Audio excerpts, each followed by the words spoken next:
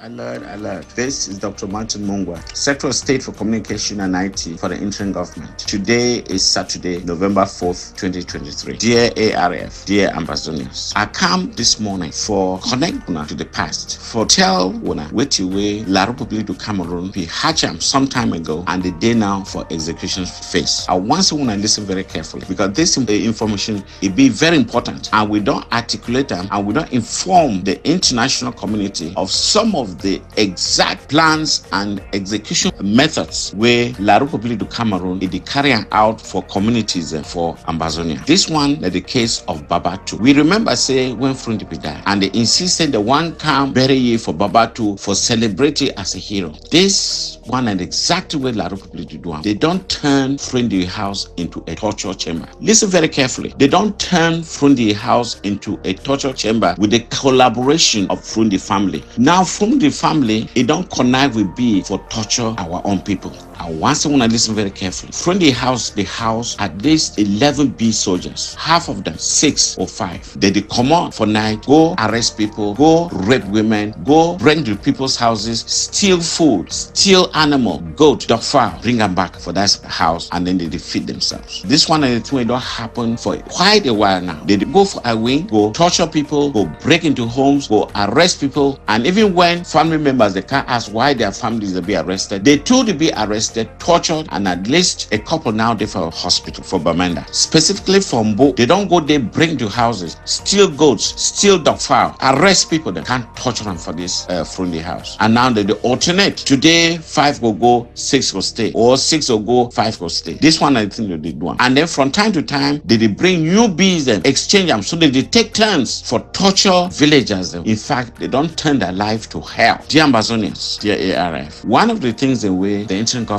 they don't successfully do them. Now for tell them the plan where La Republique then get them for we. And this one will be a good plan. I don't help with people them for grow a backbone. These communities the way La Republique du Cameroon, they don't bring this criminal squad for torture people, that for kill them, for extort money, for rape women, for steal property. It be well documented. And the plan the way we get them for these people that they will come for book. They know them very well. They not go free. They not go free. So I just want to let them know. Say we did take every fact down for make sure say justice will be done. Thank you and have a great day.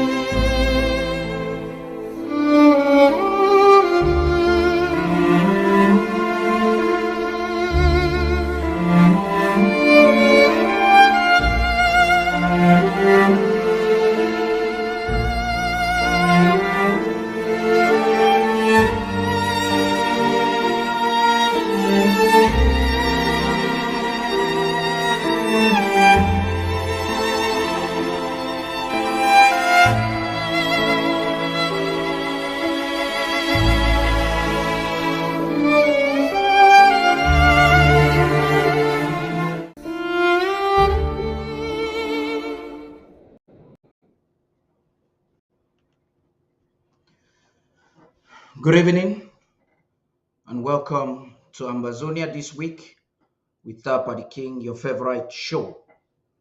We are delighted as always to have you here as we embark on a journey to bring you the latest news and in-depth analysis, events that have unfolded all through this week across our beloved national territory. As we begin this broadcast, we cannot ignore the darkness that has cast a shadow over our nation in recent days. The horrifying events of the Mamfe massacre have left us reeling, but we are hopeful. We are hopeful that the international community will finally take notice. The United Nations has spoken out, but we question whether their words will translate into meaningful action or be mere rhetoric echoing in the wind. In the face of these trying times, we must acknowledge and commend the exceptional resilience of our Ambazonian restoration forces. They continue to lead the charge in defending our people against odds, showcasing unwavering determination and dedication from Bui to Mamfe, from Mezam to Oketunja, from Ekiliwindi to Bukwango. The Ambazonian restoration forces are standing tall, securing and protecting our fellow Ambazonians in ways that truly exceed expectations. However, our intelligence sources have brought to light a grave concern.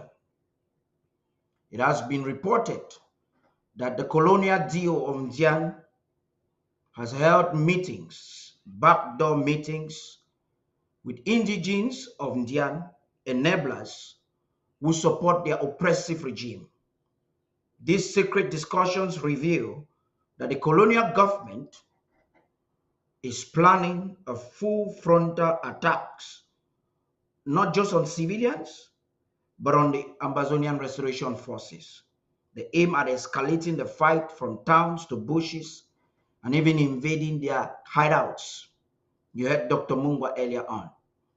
We must brace ourselves and rally behind our brave warriors in support, especially financially, in these trying times.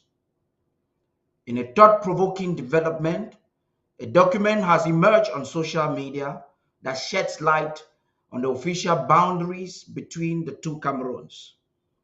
This revelation, or a reiteration, offers a glimpse into the historical establishment of these boundaries and prompts us to question the validity and fairness of the current segregation or behavior of the international community.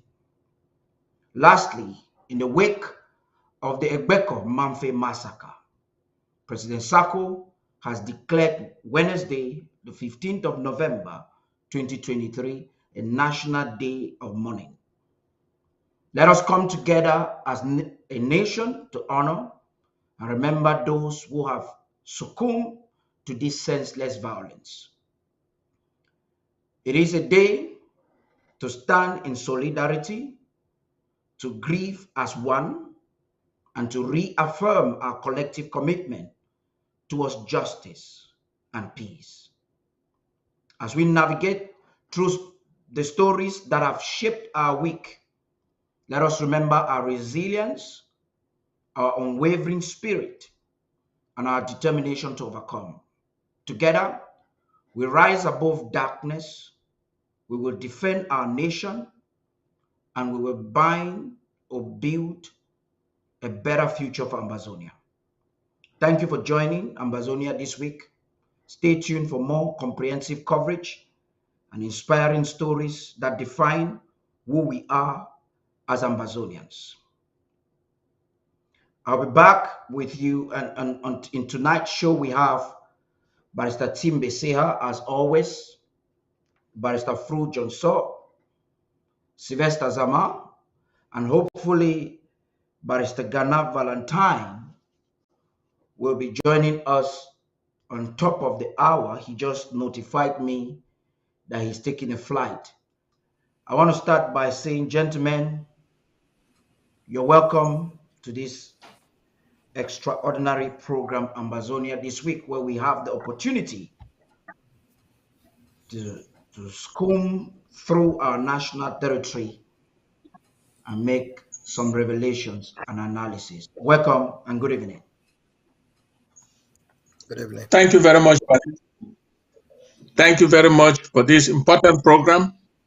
We're here to lend credence to our freedom quest and to assure our people that we are doing everything to protect their lives and property, and that sometimes cracks occur and we are taken unawares. Thank you once again for inviting us. That's amazing. Barrister Team, please. Thank you, Paddy, for having this program once more. You see, it has become a ritual, but in Ambazonia, news is by the hour, and very important news comes every second that we live. And so we believe that our contribution on this forum will not just be a contribution from the streets. It should be considered by the listeners as the voice of the people, united in one argument. Yes, the people have cried everywhere, but we summarize that thing and say this is the authentic voice of Ambazonians. This is general, this is a special cry that house. Well, we don't have just to cry, we have to make strategy to prevent further deaths. Thank you once more. We hope we'll get back home by the end of this thing. Someone would have learned something new. Thank you. Yeah, SOS Zama, it's been a while. We've not heard defense actually come out to, from their own perspective, to talk to us. And we are re-strategizing to make sure that Ambazonians who are hungry for the situation on the ground, defense briefing, will not just have a Saturday program customized in a particular order, but in the course of the week, we'll have defense officials coming to update us. You're welcome back. How has it Thank been you, with Paddy. defense? Thank you, Paddy. It's been a while, but the defense briefing is going a little bit of restructuring so that we really meet the needs of our listeners. Regarding the events that have been going on in Ambazonia, especially the massacres in Mamfe, uh, as I said last time, we mourn for the people of Mamfe, we cry with them, we are all together. But these things are not going to end because that's the weak point that La Republique is trying to use. It's tried to put intercommunal fight with the Bororos in Donga Mantum. That hasn't succeeded. It's tried to put us fit within the southern zone and the northern zone. It's not working. We can see through their acts as it's a see-through veil. These things are pre-planned and they are all done in such banality that even kids understand that Amba boys do not operate in that regard. We understand the mode of operation of La Republique. They've done everything they can to. They gave us 2 days, and the 2 days has gone to 7 years, and the 7 years they don't even know when. Uh, until they can call their dogs to go back to their bases, this thing will end. But as when it regards to Ambazonia and the Ambazonians, we are going to fight until the feet are taken off our necks. Those boots are sitting on our necks and on our chests. We are going to keep fighting until we can get through to this. But in the meantime, I want to tell the people of Ambazonia that sometimes we will be in the valley, then we will be at the top of the mountain. Those dark days will be there. But at the end of the day, we will rise up. We will rise up again like the Sphinx and fight this fight like one person in Ambazonia in 2016 and 2017. We are all in this fight together. It doesn't matter what part of the country you are from, whether you are from the southern zone or northern zone. They know you as Anglophone or Ambazonian. The bullet does not select your tribe. So we either have to fight Ambazozo. this together. Yes. So we have to fight this as one person and give them a run for their money. They are losing, and they are losing big, and they are going to measures that is going to demoralize our people. But our people have been resilient. We've done this for 61 years so far. We fought the Germans, we fought the British. They are not. They are just another invading force that will be fought and defeated. Amazing. In this delight, Undaunted had a walk through the week, went through every county and every local government, whatever achievements we had, and did some coverage. Tonight, Undaunted has a summary of some of the achievements of the Ambazonian Restoration Forces this week, and also some of the downs and the valleys that you're talking about. We'll give them the chance to present that to us. Right after that, we will collectively make some commentaries. Stay tuned.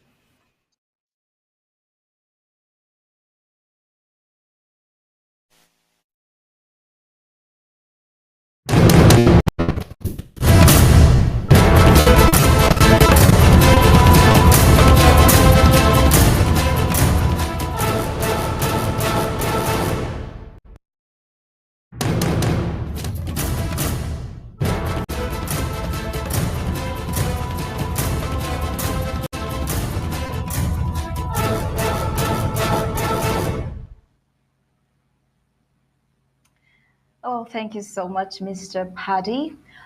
Reports on the defense of the entire week on the home front. We had the Amazonian Restoration Forces scoring points against all odds, from Buyi to Mamfe to Mezam to Ngoketunja. The ARFs are winning the war. Analytical reports gathered from massacres show La Republique's investing heavily on criminal activities and putting the blame on the door of the Amazonian Restoration Forces. La Republique invested scarce funds to fund crime instead of using that money to make the country better and give them a better welfare. Well, aside from the latest Ebeko massacre, a notable incident occurred on October 18, 2021 in the village of Getze, where approximately 45 armed men, described as Fulani Hausa Aku, accompanied by La Republic of Cameroon soldiers, raided a village. According to eyewitness accounts provided to Amnesty International, these militias were armed with dangerous weapons, and La Republic of Cameroon soldiers provided over and cover for the attack. They not only killed at least 50 villagers but also razed 13 homes to the ground with the cover of La Republic of Cameroon. This goes to show the extent of La Republic of Cameroon's desperation, as they prefer money that was derived from the blessed Amazonian territory to buy weapons and pay terrorist groups to massacre the people of Amazonia and blame their genocidal action on our own ARFs, trying to turn the people of Ambazonia against the ARFs in their efforts to kill the resistance spirit of the Ambazonian quest for independence. For example, after the Mbeko Mamfe massacre, the colonial SE of Mamfe blamed the Ambazonian Restoration Forces for their brutal act. How is that even possible? Well, Pikin Su will tell us more. After the thing don happen, so country pipu dem, General Itakuma, wey na the head boy for ARF dem for Manu, comot for outside give some video wetin come be dem dey talk on top dis very palava say Republic dem dey try force am say na dem do dis bad thing. E talk so, and e say no be Republic dem go try for force dem before dem go gree, say dem no kill any civilian dem for dat place. E talk say for dis e talk again inside dis video say Republic dem dey try for spoil their name for nothing sake say the spirit for Ambazonia e must to continue and e no fit ever die. Say dem go fight for free dem homeland. And Republic governor too, e dey try always for see how e go use Republic, like how e go use Ambazonia like chop farm. E don turn Ambazonia like place where e go dey make money and for put fear for we come be dem heart. Republic dey ever force am say me Ambazonia e remain na country wey e go dey with dem sika say dey wan dey use am for dey take money and for dey suffer we. We Ambazonian pipu dem dey don decide say anyhow e be, dey don know the truth and na the truth e go stand. Well, intelligence reports has it that the colonial SDO of Indian County met with the indigents, that is the enablers of Indian, that the colonial government by this meeting plans to attack the Amazonian restoration forces at all fronts, escalating the fight in the towns and in the bushes and invading their hideouts. But just as we have seen the Amazonian restoration forces of Mamfe, Bui, Ngoketunja show La Republique what they've got, all the Amazonian restoration forces are also advised to be on alert, and all county and local government areas should take this information directly to the Amazonian restoration forces.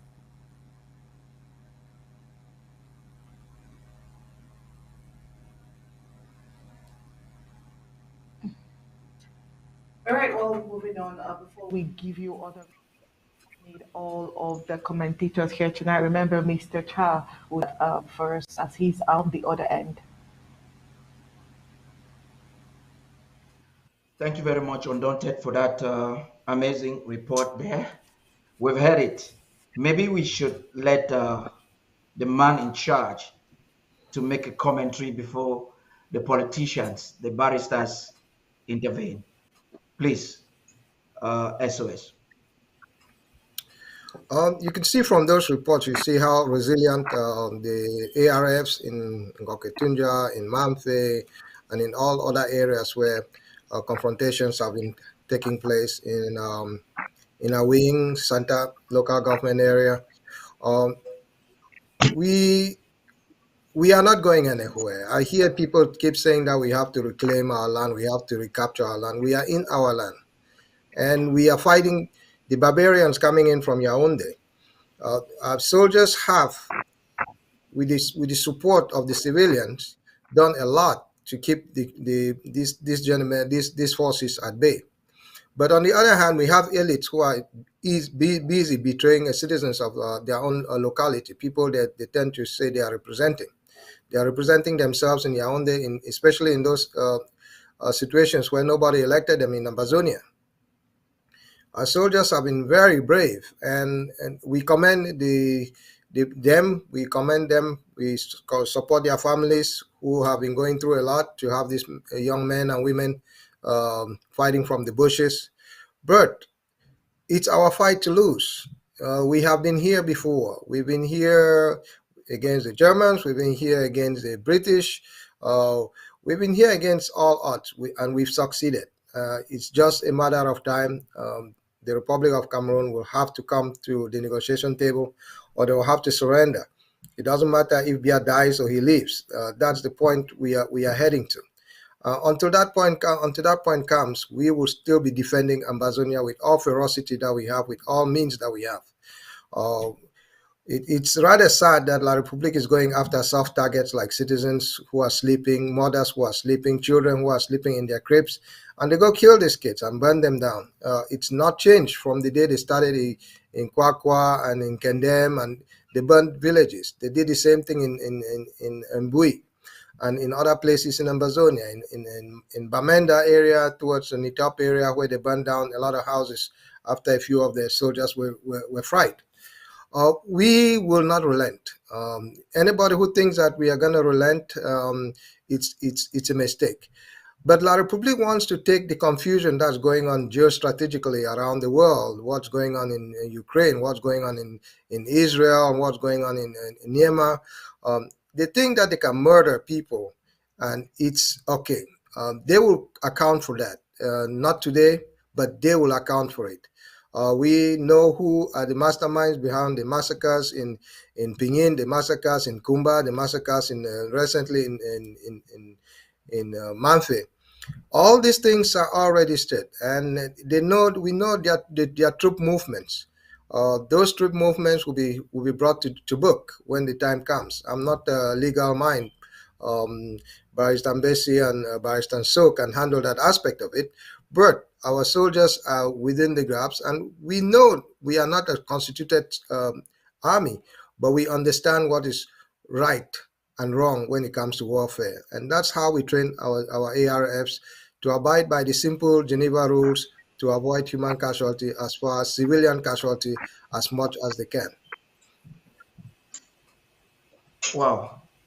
But Barrister, through you would have heard the great things that's happening on the home. We saw images coming in from Katunja the other day in Manu, a colonial La République du Cameroon convoy was ambushed. We also saw what happened a few days later on with them, later on with the Ambazonian Restoration Forces retaliating and taking their stance and sending warnings. It's like that in snippets, different areas within the international territory of Ambazonia. They are taking actions like never before. This should be inspiring. What do you think? Very, very, very, very inspiring, buddy. Like SOS says, this fight is ours to win, not to lose. This fight is ours to win. And we know, all Ambazonians know, around the world, all Ambazonians know that we are fighting on our own. We have no help from anybody. What is happening because all of us are together, both the home front and the diaspora were together and making sure that our forces have what it takes to do the job. And the little that they have, they are using it judiciously. And I'm proud to say that our people are resilient, our fighters are resilient. They have proven to us once and they prove to us all the time that they are up to the task. Imagine what has just happened in Mamfe, yet our forces are doing what they have to do. The people who did what they did in Mamfe did it in the darkness of the night at between 2 o'clock and 2:30 a.m. when everybody was asleep.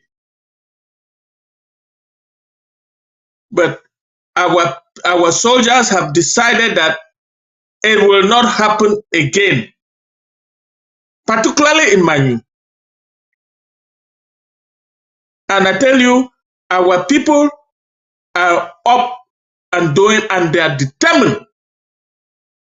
They can hold, La Republic can hold all the meetings they want to hold in Dian, in Manu, in wherever. Let them hold all their meetings. Each time they do, we get the intelligence. They think that they can do anything without us knowing. Before what happened in Mamfe, SOS, Secretary of State for Communication, brought out an alert, followed by a press release. The international community was informed. They are watching to see us burn. Well, we will always inform them because the world is a global village. We will always inform them.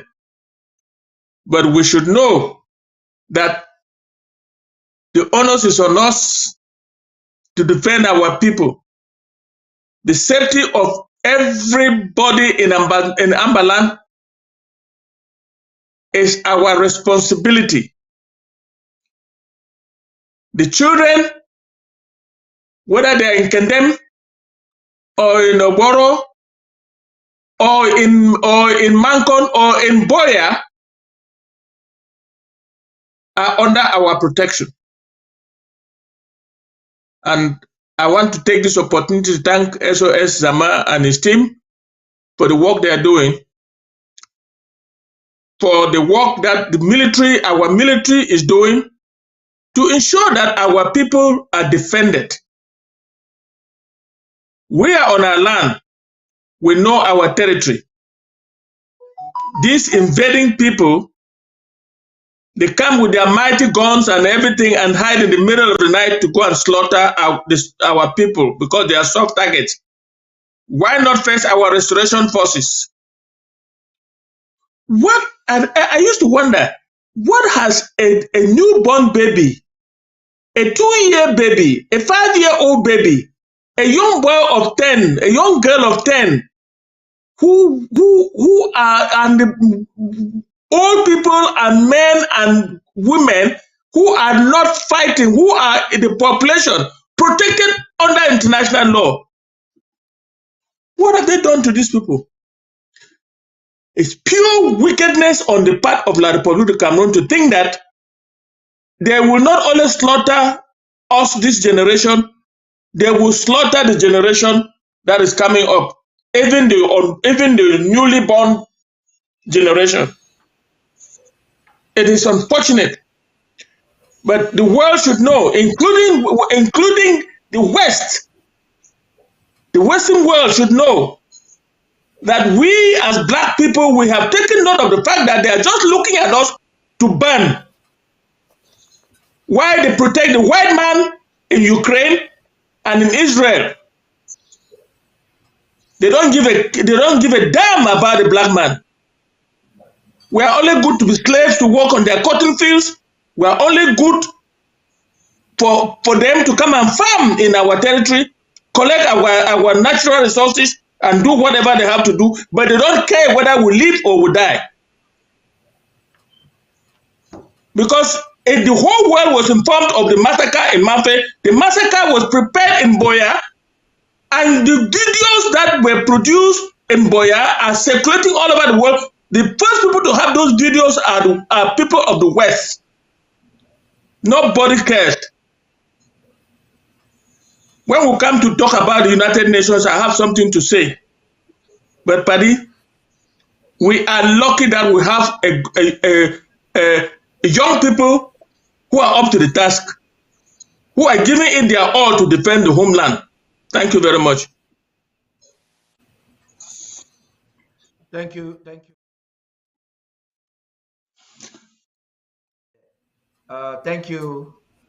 Thank you very, very much.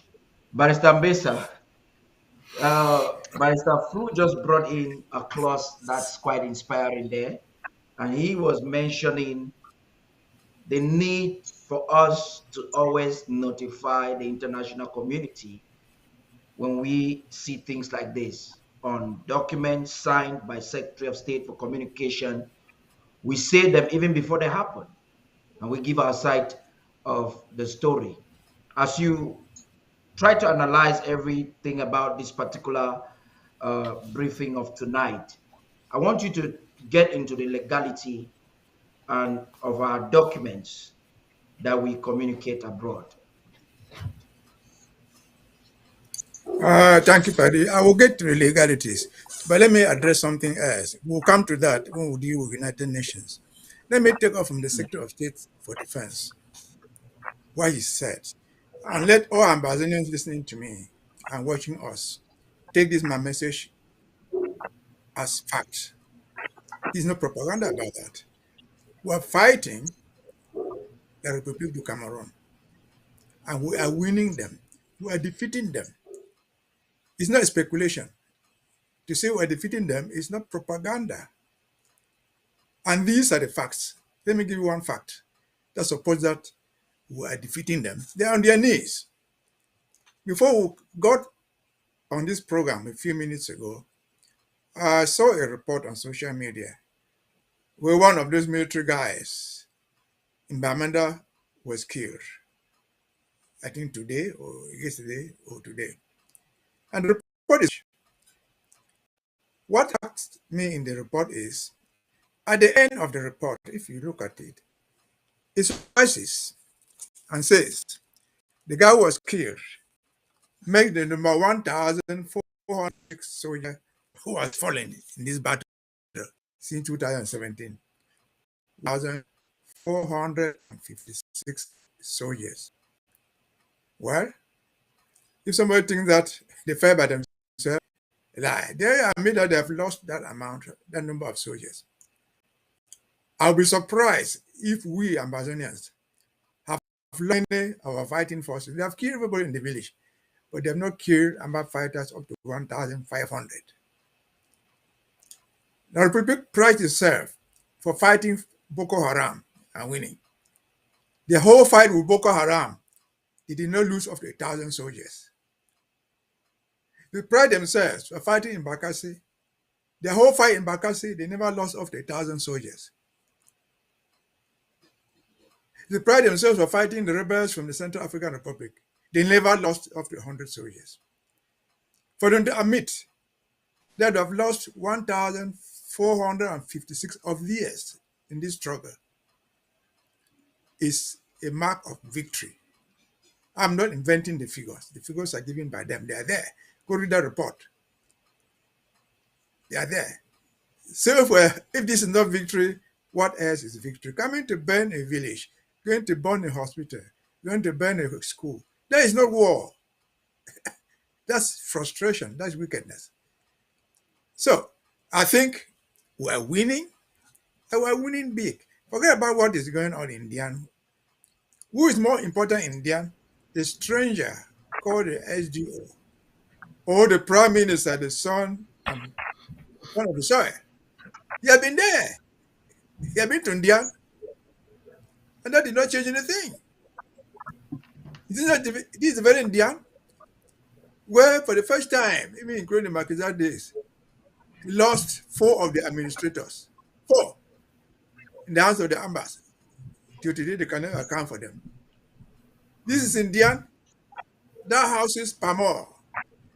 That is part of their harvest for money. Palm oil is down. And so, all the propaganda of mobilizing to fight, as if they have been fighting halfway. No, they have exhausted all what they had to do in Dian and anywhere else. It's propaganda to think that they have not been full force involved. No, they have been completely involved. They have failed and failed woefully. So all that nonsense is propaganda. The same thing will apply to Mbelamuki, who will say terrorist. Well, where was Mbelamuki when the CDC in Fako went down and produces nothing for the government of Yaoundé? Mbelamuki was there. The governor was there. He did nothing. These are all tactics that have taken them nowhere. Let us remain resolute. I said we'll deal with the legal issues when we come to the UN. Yeah. And Ebueko. We have a lot to say. But I always insist, those who watch us should be able to take back home something. If there's no Ambazonia who thinks that the war for liberation will be fought in the 61 local government areas. No. Some local government areas might never fight. One may liberate us all. So rest assured that those who have taken up arms, they are doing a good job. Yeah, and they is feeling the pains. If anybody believes that by their own figure, we are not even believing them, they minimize them, that the parents, the fathers, the husbands of 1,456 soldiers dead in the war front, which is no war to them, feel at ease, feel comfortable, you deceive yourself. No human being feels comfortable when they lose a father, when they lose a son. And so, SOS, thank you. Our boys are doing what they've been trained to do. Exceptionally. We have not lost up to that number of soldiers. We have not lost up to that number of combat fighters. We have not. Yes, they have killed 25 people, 50 people in the Gueco. These are not soldiers. These are armless men and women. You go around and kill everybody in the village. It's nothing different from what they were doing at the Marquisate days. During the Marquisate days, they burned down houses in Izeka. They burned down everything in Plendenbo. But how many soldiers did they kill? They killed civilians, not the soldiers. How many French people, at the time there was colonialism, how many French soldiers lost their lives there? Nothing. And so going down to kill people in Cuba, in the Ying, and think that the Amba people were fighting. No, that would rather encourage us for we have to fight to the last man standing. Thank you once more. We'll deal with the other issues when it comes to it. Yeah, I must comment the if you would let me, yes, if you would let me a minute, I think the numbers that we have of 1,456, those are just soldiers who have who were killed in the field. There are many of them who Yeah. die in hospitals that are not counted in this number. There are many of them who are in psychiatric unit in Santo Jamo. There are those that are in psychiatric unit in CPDM and in Douala. So these people are losing, and they are losing really mightily. We will keep pressing on. We'll keep pressing on. Yeah. Um, Secretary Zama, I want you to just make a brief comment there. This instrumental, based on our investigation, we're told that Barrister Tim just said something, which I want you to make a last comment before we move into the next report.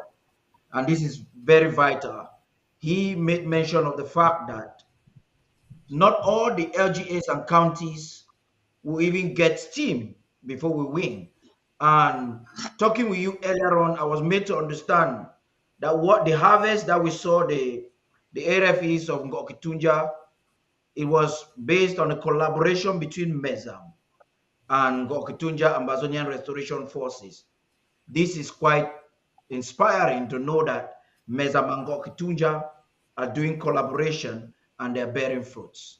Do you want to give us a little bit of more insight on that? We do have forces that transcend the locality where they are resident. We've had people who've gone to different localities and carried out operations, especially in those areas where we believe that um, the security system there is so compromised. Our soldiers who were there, like the case of Grandpa in Awing, who were so compromised for quite a while before he later on surrendered to La Republique with all of us, our arms, and converted some of the soldiers to go with him. In those areas where we think they are compromised, we do send people to go transfrontalier or transborder locality to fight for Ambazonia. Everywhere is open for every fighter. We do not have a specific location where our soldiers can fight, uh, but we will move those soldiers as we see fit. And those things happen in Mezam, it happens in Santa, in Goketunja, So sometimes in Bui. Before the death of Nopiti, we used to move people back and forth to reinforce each other and to fight with each other. So that's nothing new. A lot of people uses the same tactics. They use a mixed patrol to go to areas sometimes, which is a case that happened in Mamfe. They move people from Kumba, from Bamenda to go to commit the atrocities in Mamfe. So the brigade in Bisongaban was not informed, but the commanders knew exactly what was going on, because the site of all this massacre is less than 500 feet, 500 meters from where the brigade is in Bisongaban. So it's nothing that should not be surprising to us. But we keep our people moving, and we move them from site to site to at least know where familiarize themselves with the territory. It doesn't make no sense for somebody to stay in Goketunja or to stay in um, in Indian. I don't know where the other people are. Sometimes we do collaboration. Yes, we do. Field Marshal of Lebielem was doing a lot of training and going back and forth to other places to fight. That's nothing new with our operations. That's amazing and quite encouraging. I think it only inspires Ambazonians to know that no matter what is happening, no matter the scheme, no matter the criminal allied forces between CPDM, Amba Boys, CPDM militias, and DDRO, we have intelligence that Moja Moja was behind, or one of the masterminds behind the attack in Egbeko, and in spite of that, our resilience is constant and even escalating. Strangely, this week we've seen some terrible things happening at the home front. I want to be sure that Undaunted is ready to bring in some reports that were happening at the home front earlier this week. In Menemu LGA, we had a baby that was unfortunately picked up. simply because the colonial army assumed that this baby's mom, that was a 3-year-old, that was a toddler, the assumption was that this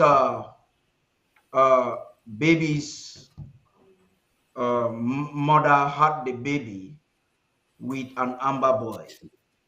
But our investigations prove that was not true.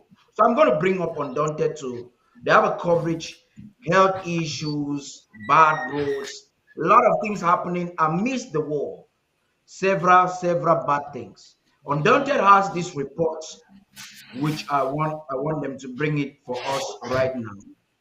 It's a very interesting report, and we will come back to look on the situations. I'm calling on all those who are watching us on Facebook, on YouTube, to share and invite. We're going to open the phone lines today. It's an exceptional program because as we progress, it's even going to get more interesting. So we'll open the phone lines for you to call towards the end of the show and make your contributions. The president is following up this particular show very closely. And whatever you say as a proposer or any update you have at the home front, I'm also going to read some messages we're receiving from the home front, feedback on our coverage and the things that are happening. I'll be reading that. A lot of people have indicated interest to participate in this show. We'll give you the opportunity to participate towards the end. The phone lines will be open and you will do so. But before we make progress, let's hear Undaunted as they bring us more reports from the host. You call the video. I'll call video.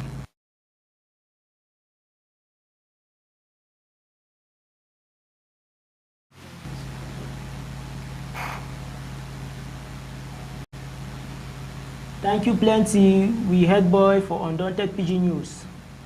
This week, so my country people, if we start for very bad way.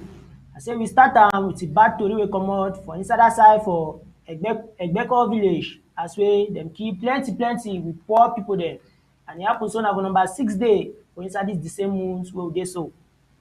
They kill 50 innocent civilian dem for some village wey dem dey call am say Egbeko for that side for Mamfe local government area for inside Manu County. Their body dem wey be dey my country pipu dem, e be plenty. I say e be flop sotey outside e be na cry die my country pipu. Like 30 pipu dem wey dem carry am go for that side for Mamfe hospital, dey be dey like 30 their body dem wey dey carry am go dey my country pipu dem. Me you see the video, una see am.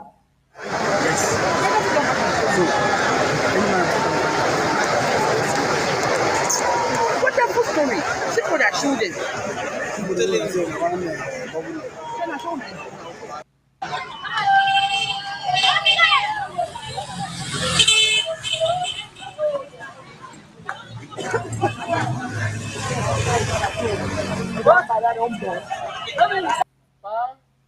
Is that I'm gone.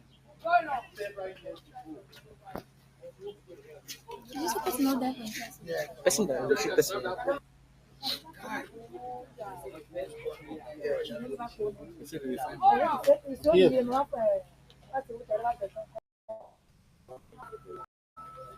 One thing, man, your sons and daughters. Look at the blood of our people. Of my former councillor, my Mange. This is the second house that was attacked, and they bent everything about him. Pa is dead and gone several years ago. Person that leadership person. Oh, well, there you have this very horrifying scene.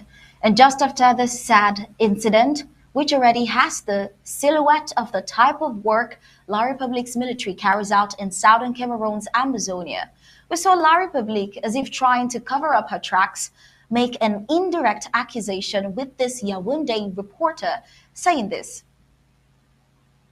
gunmen near Mamfe in southwest Cameroon. While no group has claimed responsibility yet, the government blamed separatists for the attack. Mamfe is located in one of Cameroon's Anglophone regions, which have been the scene of deadly fighting between separatists and government forces for the past 7 years. India sent us this report from Yaoundé.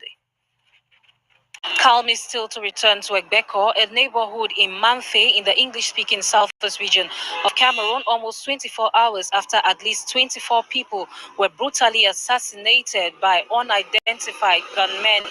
Most of the victims were already asleep, according to government sources. Those of them who tried to attack the burn or flee from the burning of their homes were simply shot and killed by their attackers. The reasons for the attack are unknown. However, it is suspected that most of the victims collaborated with government officers, giving them information about some separatist fighters. Meantime, gendarmerie officers as well as the army transported dead bodies to a local morgue. Survivors were receiving medical attention at a local health center, as the town of Mamfe has no hospital since the regional hospital there was touched last year. Since the start of the Anglophone crisis in 2016, Mamfe has come under the attack of the military as well as separatist fighters several times. Well, the reports we got on Tuesday of this incident that happened on Monday said unidentified gunmen, but you can already hear this Yaoundé reporter insinuating that Ambazonians who risk their lives protecting Ambazonians just massacred Ambazonians. The irony. In the brief time this Yaoundé reporter had to talk about the massacre of Monday, she already tried to convince the world on what La République would want it to believe, as if telling the world to shift its focus away from the colonial annexationist military who have the exact pattern in incessant killings and outright genocide of the, quote, cockroaches and rats, as they call Amazonians, to which video evidences of them, this La République terrorizing military, of killing innocent civilians are all everywhere online, as if telling the world to shift their focus away from the prime suspect and put their focus and attention on the rest of the Ambazonians who survived yet another genocide.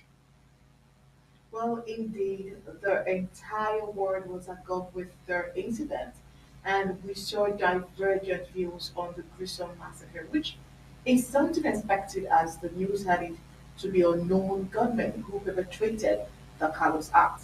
But Star, something caught our interest, a tweet by Akere Muna, to which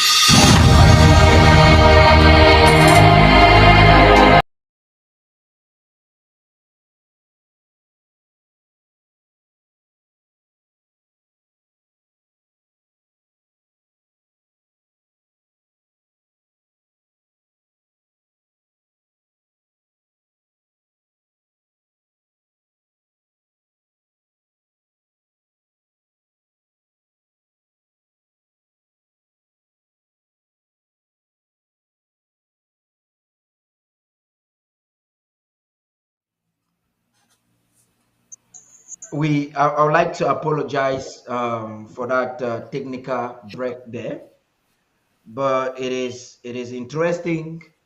I would have loved us to get the tweet by Kerem Mona before we commence this segment of our analysis. As soon as Undaunted will be able to bring that, we'll intercept this. But you saw the lady there who has an opportunity to become a correspondent for an international platform. Inzira is a lady I know personally, and it's so shocking, Barrister Fru, to see how she will correspond a biased report to the international community. Unfortunately, Yes, it is not new to me, because when I was in Yaoundé at the military tribunal, we will have journalists that will put out compromising reports against what we were doing. And I'm very much aware of what happens in Yaoundé. She lives in Yaoundé, and she must tell out that report to suit the appetite of the regime. That report is tinted with all kinds of innuendos. She has not said anything of importance. unknown gunmen. Did she try to describe what the reports are saying about those unknown gunmen? Those are Cameroon soldiers aided by by compromised, arrested or compromised force, our restoration forces that are captured and they are living in what you call the DDR, and they have been influenced and they are on the payroll of La République du Cameroun. They are part of what happened in Mamfe, but they came there, they went there first and traced how to enter the village. And the Cameroon soldiers came and went and parked their vehicles about a kilometer away from the scene of the incident, and changed into civilian dress and entered the village. In the dark, in the early mornings of between 2 and 2:30 a.m. in the morning, and slaughtered our people who were asleep. We have never heard throughout this struggle where the Ambazonia restoration forces have been involved in any kind of atrocity. The genocides starting with Ngabu, La République refused. It took an international human rights organization to make La République accept that, oh, well, some of our soldiers were involved, they have been arrested, and they will answer to their crime. Till today, we have heard nothing. The massacre in Pinyin, the massacre in Bali, the massacre in Baban Kitungo, the massacre in Matu, the massacre in the corner, the massacre of our children in St. Francis College in Kumba, the massacre of our children in the Kondo Titi. Nobody has bothered to investigate, but it's the handiwork of La République du Cameroun. Of course, using some compromised Ambazonians who are blacklegs to lead the way for them, to protect them, so that they can find a way to plant it on us. And each time they do it, it has never worked. It will not work in Mamfe. That lady gave a compromised report, whether because she's afraid of what may happen to her in Yaoundé, I don't know. But you are in Yaoundé. Were you on the ground? Did you investigate? Did you find out? That's what journalists do. You go to the scene, interview people, and get the reports. You stay in Yaoundé and do a report and put it in international media. That's really it would appear that just a moment, Comrade Zama. It would appear even Akere Mona also went on Twitter with a biased commentary. Not just her. Correct. You had For Hansen also presenting a biased report, and in that same report there was a contradiction. You had many different. Yes. Very first time, Mimi Mefo's first report was on unknown gunmen. That is fair enough. That is fair enough. Before we even make progress to get your commentaries in totality, gentlemen, let us get Onye has details of this report, and I would like them to bring it up now. Immediately that is done, we will come back to make our commentaries. There's a lot in store for us tonight. I'm calling on all those who are watching us again on social media. Keep sharing and sharing, because this is the only platform in sub-Saharan Africa right now that is providing the truth to the international community, and we do not take this for granted. So keep sharing and inviting and making your comments on our Facebook pages. I know enablers are there to comment, but you're not going to relent in your own comments. Instead of regretting what they're doing, just comment. So let's hear Undaunted in this report, and we'll be right back.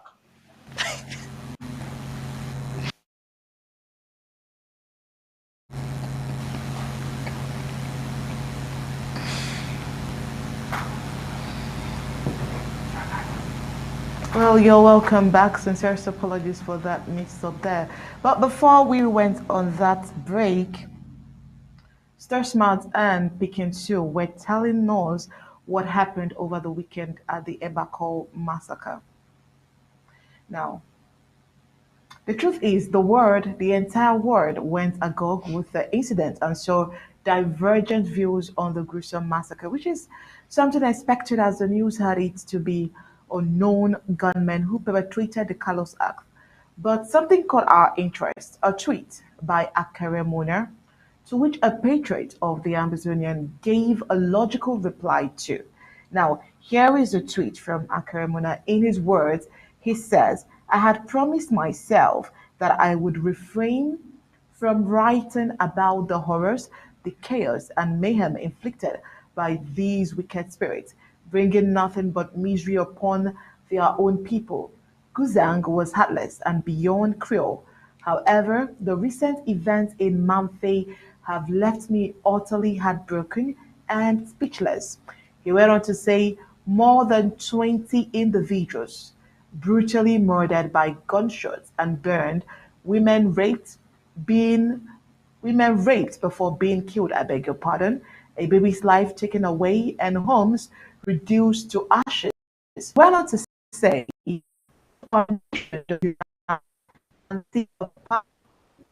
those who are grieving, my prayers goes out to you.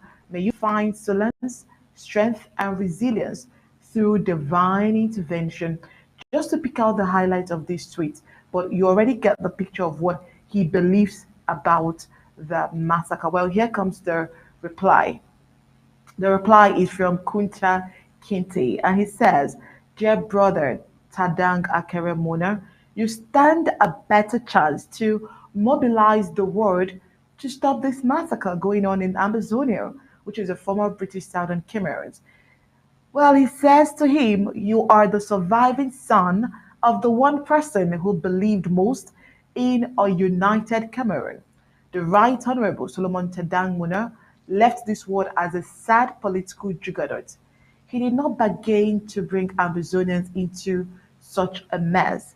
It is time you tell your country of adoption that they have betrayed your father and that you will not die with the same shame like Mr. St. Muna. Now, the Mamfe massacre is the umpteenth massacre bearing the signature of the Cameroon soldiers.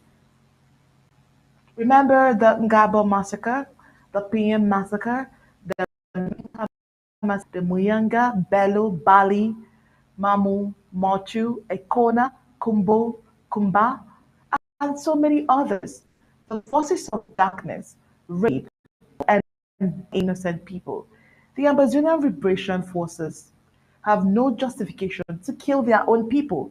It has never been the modus operandi of the Amazonian Liberation Forces to rape, kill, and burn. What would they gain in the people they protect? That is one question we all should even answer. Now, Cameroon has gone rogue and stops at nothing to cause suffering and loss of human lives. The dream for a one and indivisible Cameroon has been destroyed by the rivers of blood flowing in Ambazonia. Now, let no one be deceived. Ambazonia has signed this divorce certificate a long time ago. Now, this is also from Kunta Kinte, who was replying to Akere Muna. Now, Chori Pikin saw so many things also happen at Ebako. Yes, only for inside this palava for sika this story, they're killing them, e don plenty. This one for Egbeko the show say the public don do plenty plenty bad bad thing They dey spend their money na but dey do bad bad thing for inside the people for Ambazonia. Money wey dey fit use am for fix thing like bridge, road, normal normal thing wey we country people dem go enjoy. Dey dey take am na for buy groundnut, buy gun for dey do bad bad thing The public dem instead like am for dey use this money so that they go dey kill the people dem anyhow wey they like am. The people dem for Ambazonia for the way they want am. After dis thing wey dem dey do so, the people dem bin comot for that side for Manu with ARF boys dem. They can't deny say the work dey so no be dem. So that the people for Ambazonia go know say all this bad bad work na the public government dey do am only for spoil the spirit for we Ambazonia people dem. Say as e dey now so, all we don put the foot for ground and we don match am, we go make am very clear say we Ambazonia spirit e go stay and e no fit ever die. No matter how Republican governor e try, but bend thing for the way wey e go find for them lie to lie, we go remain for inside this Ambazonia struggle. Anyways, we have a video here of General Etankuma. Let's take a look.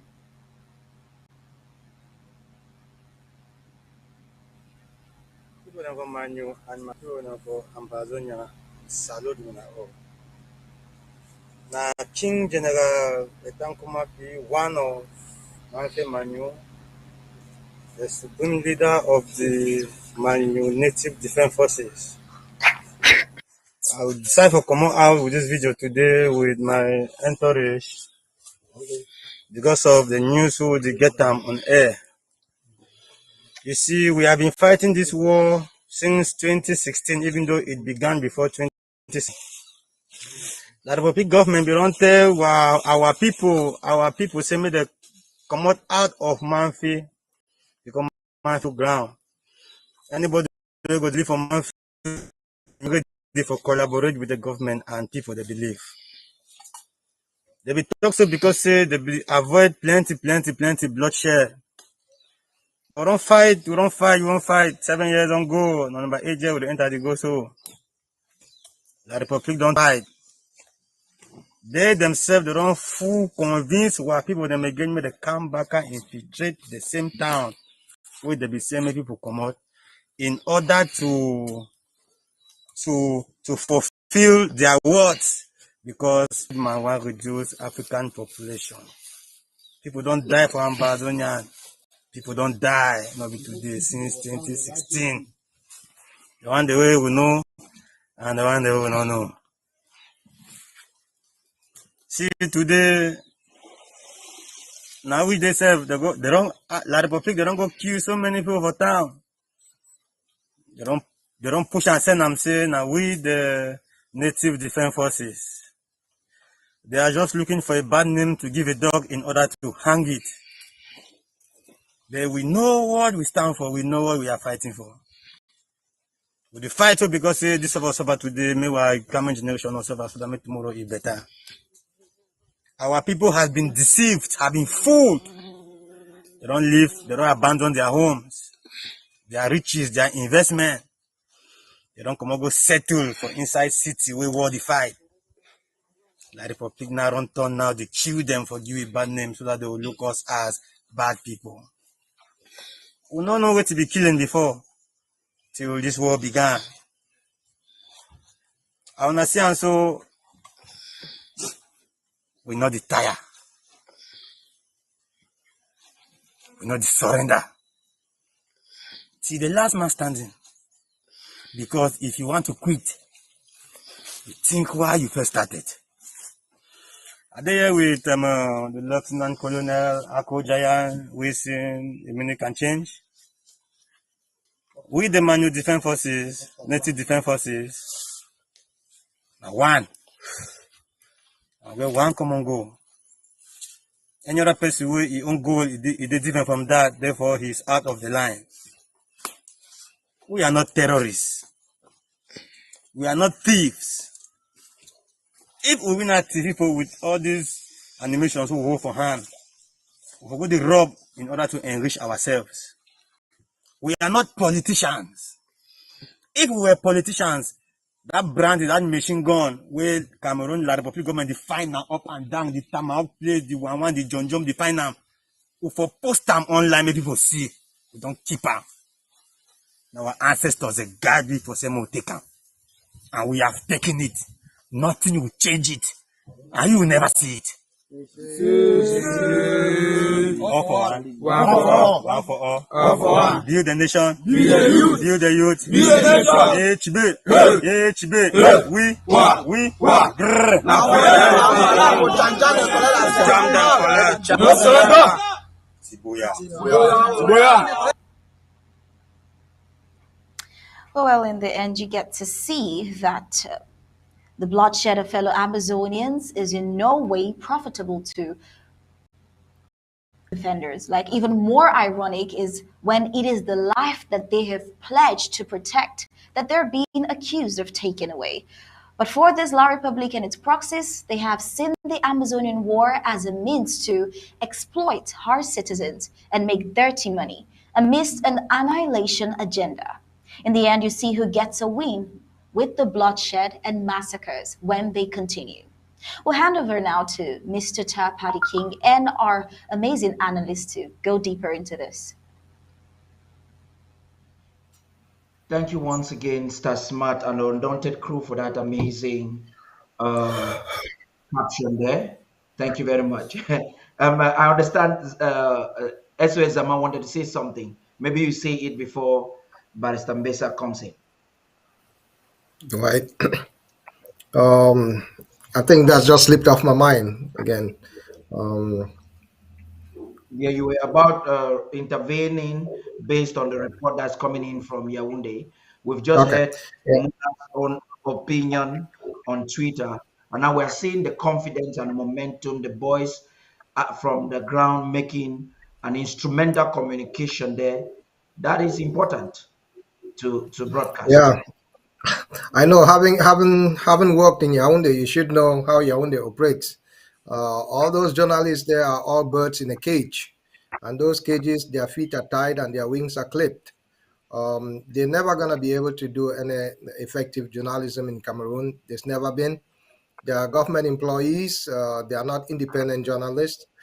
Even though that lady might have been moonlighting to a foreign press, but the facts are still the same. She's still in an open air jail in Yaoundé. We are not expecting anything good to come out of them.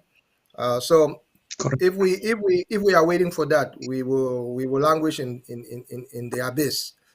So let's forget about what they are saying and keep on moving. Because if it's up to them, they would have still said there are only 3,000 people who've been killed for the 7 years that they have been fighting in Ambazonia. So those numbers and everything that comes out of a journalist in Yaoundé is not to be taken is not to even be taken seriously, because they have to parrot everything that they have to for survival. It's a whole um, Stockholm syndrome that all of them are going through. That's amazing right there. Barrister Mbesa, please. Yes. One correction, please. I think people are making a mistake. Egbeko is not a village. Egbeko is a quarter in Mamfe town. It's like Yeah. our Bunduma or Mamfe Mhm. or Station Bamenda. It's a town. It's in town. It's not. It's not a village. So it is in town, like our Cartier. We have support. We have all this, and so it's not a village. Once it's in town, you know the town has gendarmes everywhere. They have soldiers everywhere. So the idea of a village should not be used. It's a town. But that said, when we go to the event, say what Mona says, let us leave him for a while. The important thing is when something happens like this, there are two parties. We're Ambazonians. We agree in a large majority that Yaoundé is responsible for the Egueko massacre.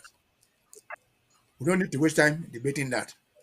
Yaoundé, from the side of government, when something happens like that, what do you look for?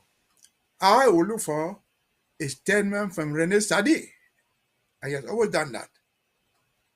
I will look for a statement from Tom Fax Siri.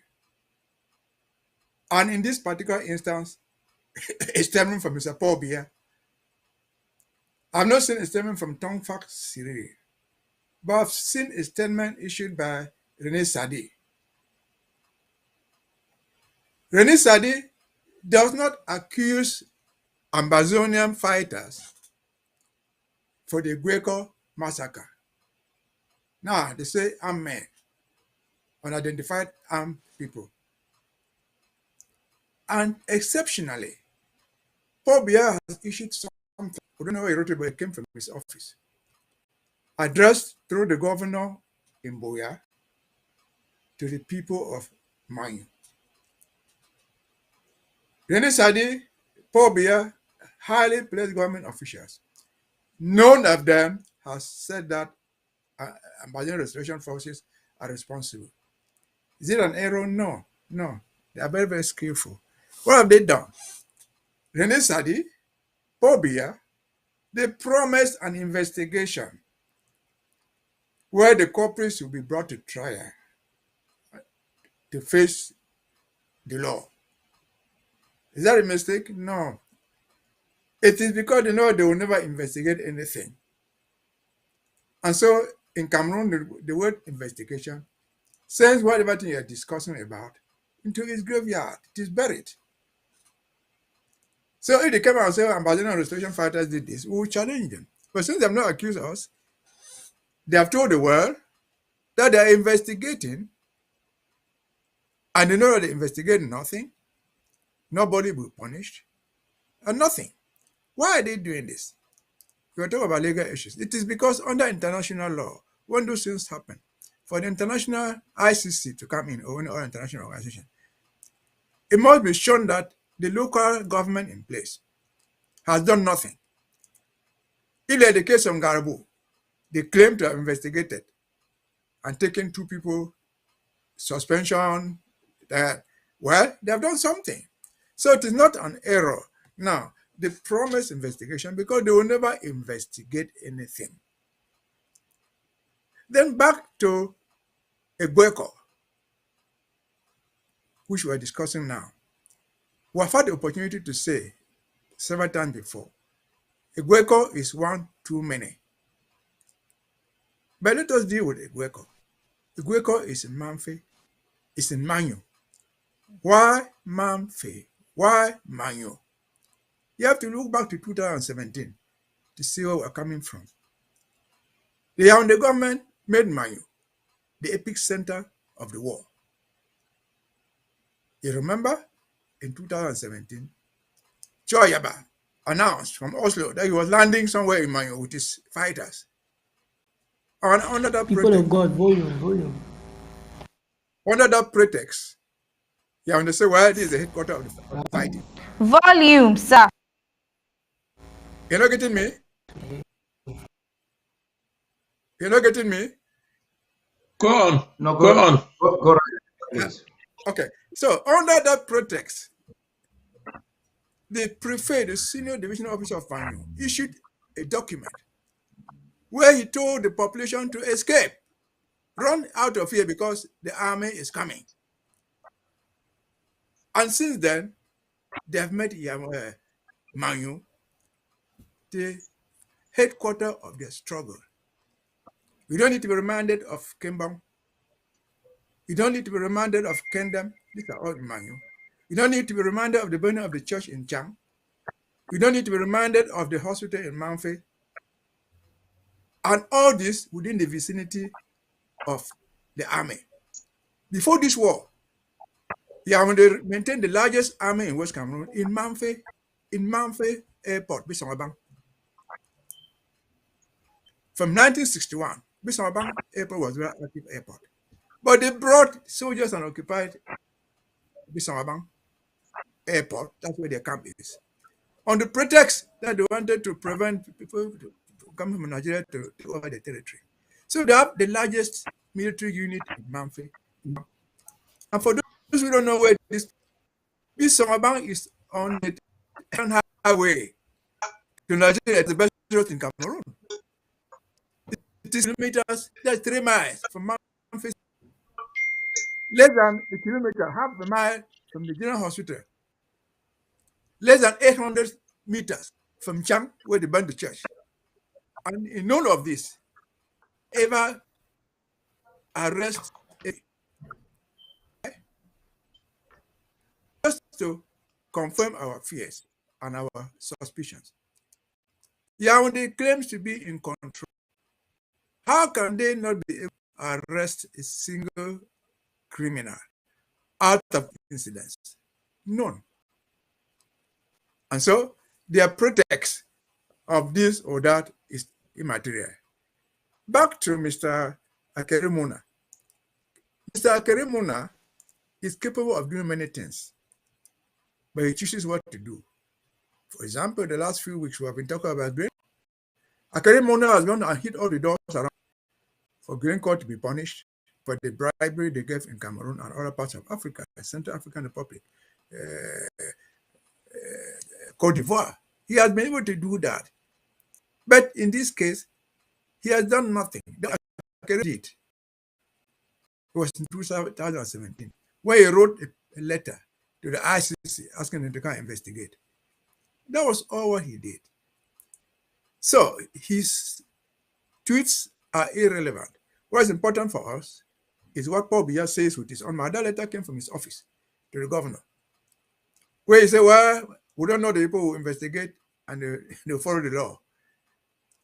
So Akeremona is nothing. He just like you and me, can speak all that nonsense. That woman journalist, she can say anything. They have the freedom of speech. But we have to correct their errors, their poor representations if they do make some. But again, Akeremona is not René Sade. Akeremona is not Tom Faxiri.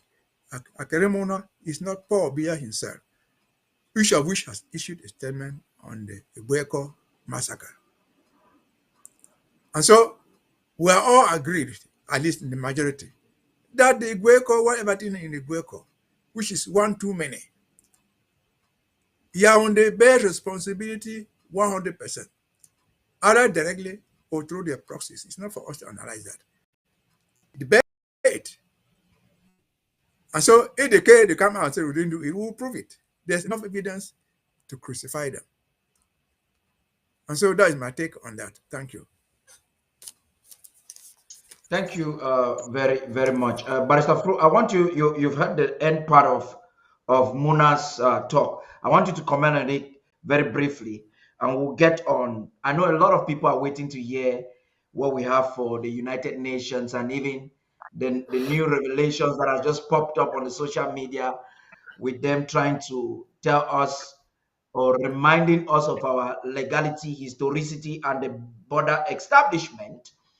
But we have some reports before we get into that, and that's where we'll get Ambazonians to make their contributions. You would have heard Akerem Muna. What do you have to say vis-a-vis his reaction to what is happening in Egbeko? I like to associate myself with what my senior colleague Barrister Mbesa had just said about Akeremuna. Akeremuna is a fortune seeker. He wants to stay relevant for 2025.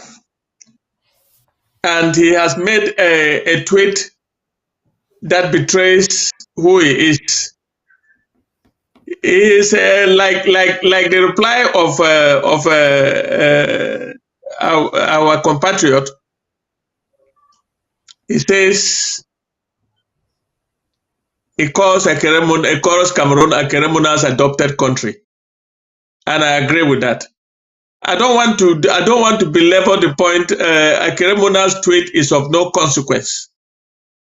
I don't even know how many people read it. I read it, but it didn't make any difference to me or non-gunmen. That's all they say. We know, and we can prove it, like my colleague says. My problem remains the fact that since 2nd of December 2020, we filed a criminal complaint at the International Criminal Court. Till today, all we hear is that they are looking for funding. They are looking for funding, but they had funding very quickly for Ukraine, and they have funding very quickly for Israel and Hamas. But like I said before, we are of no consequence to the world. The complaint is still there, active, but nothing has happened to it. The world is watching. People like Akeremuna, they are seeking, they are looking for their money. The Glencoe thing it was for him to make money, get paid his fees like he received in the Congo. He is a citizen of La Republique, 100%. He makes no bones about it. So why should we talk about him? I'm not going to waste my time trying to analyze anything that he has written. Doesn't make any sense to me. Thank you. That's amazing. That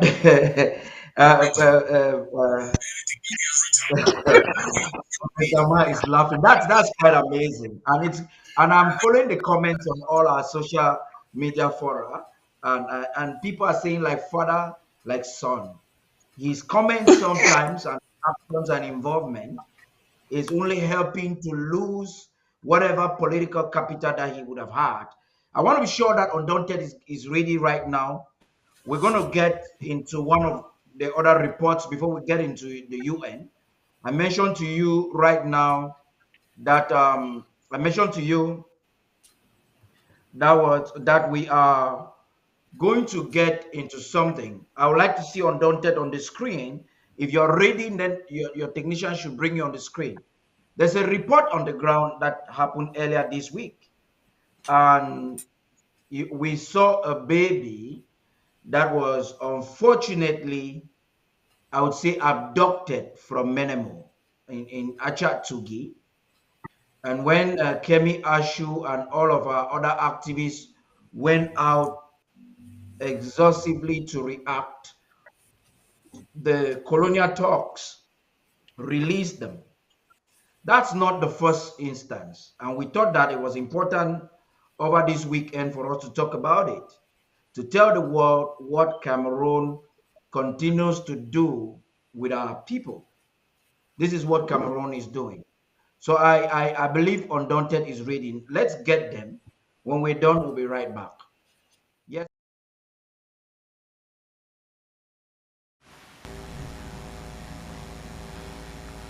Oh well, thank you so much, Mr. Ta. Well, this particular report is a very terrible report. Well, when we talk about La Republic de Cameroon's things with certain dehumanizing actions and especially genocide against southern Cameroons, is because there's been several proofs, patterns, and actions showing so. Now, earlier this week, just like you've mentioned, we received the call of a baby that had been illegally abducted and is incarcerated by La Republique de Cameroon's military in Achatugi, Menemo local government area in Momo County. All right. And a whole lot of incidents happened. Now, we can categorically tell you that Cameroon's military abducts a 3-year-old baby and locks up the child at the colonial at Up Station Bamenda. Well, shocking story that took place in front of a horrified and bewildered population in Achatugi. A truck of colonial military swarmed the village, grabbed a young woman and her 3-year-old child. The reason was time was wrapped around the accusation that she had the child with an Amber boy. Is that enough reason to kidnap a child? Well, the lady explained to them that the child's father died over 2 years ago and even went ahead to show the terrorist military his grave. He showed the terrorist military his grave. Now, Pikin Sue, what can you say about this? Population understand and if they see as how we public ekelebe dem, e dey dig dig dis pikin, the papa e burying ground. But as wey rain e be dey throway plenty plenty, dis wish pipu dem no be even fit for reach for the coffin. Population sef stand up today and dem start for dey ask am say wetin dis pipu dem dey do am so. And as e dey so my country pipu, we sure say dis plenty plenty shame e be plenty for dem wey dem no fit even stand out for continue, so dem turn dey start to dey look na dis pikin im mami. As dem start for dey do dis dirty work so, dem stop am sika say dat rain e be dey disturb and pipu be dey overlook look dem. Na wey dem turn am, dem catch na dis pikin, carry dis pikin go. I say dem take me dis pikin go with am for dat side, dem no even care for how wey the family e feel. Well, this woman explained that she met the father, who was an IDP, an internally displaced person, and was doing Bambay, what we know as menial jobs, at the motor park at Sanyere in Achatugi, and they started dating. She got pregnant soon after, and just after the birth of the child, her boyfriend the father of this child, was killed. The dead boyfriend had told her that he was originally from Nkambe in Dunga Matum County, so she knew nobody from his family. When he was killed, nobody even came for his corpse, and so he was buried in Achatugi. Well, what a lot of people on the internet wondered for the poor woman is how do they expect her to produce the man's family during a war when she doesn't know them and with the man in question being dead? You might think the unprofessional military would care about logic or consider these, but they don't actually. They don't actually consider this woman going through the loss of the person who she loved dying and being able or unable to get a means of livelihood to deal with the harassment and leave her alone at this point. But no, that being very unpeculiar with the terrorist military, they only went ahead to extort every dime from this woman down to her last penny. Well, the impunity of their actions, knowing they will not be questioned, instead, backed up by the genocidal leadership of the French Cameroon, is what should be looked into. True to their nature, the corrupt military asked the lady if she had any money on her. She told them all she had in the world after her petty trading was just 24,000 francs CFA. And guess what? They took all of it from her. Well, if you thought they had done the worst to this woman at this point, then you certainly know nothing about La République du Cameroon's terrorist military because not only was she harassed and threatened, of already dead husband grave she was trying to get over committed in front of her. The extortionate military took the money and still baby. Country people dem dey take dis woman the pikin so tell dis woman say the only way wey go see pikin na if you go show dis pikin e papa e family people dem. Country people dem dis one dem dey do am so na only for show wicked. Dis one e don show say dis republic people dem dey no like we Ambazonia people dem for no way. Dat mean say even small pikin for dat age sef dey no even care nothing. Dat pikin na 3 years old pikin and nothing no concern republic ekelebe for how dem dey treat the people dem and dis small small pikin any kind of way wey dem like am so. Country people dem we go give pass again make we head boy for undaunted news make e open the palava book am una for the fine fine way wey una go hear am.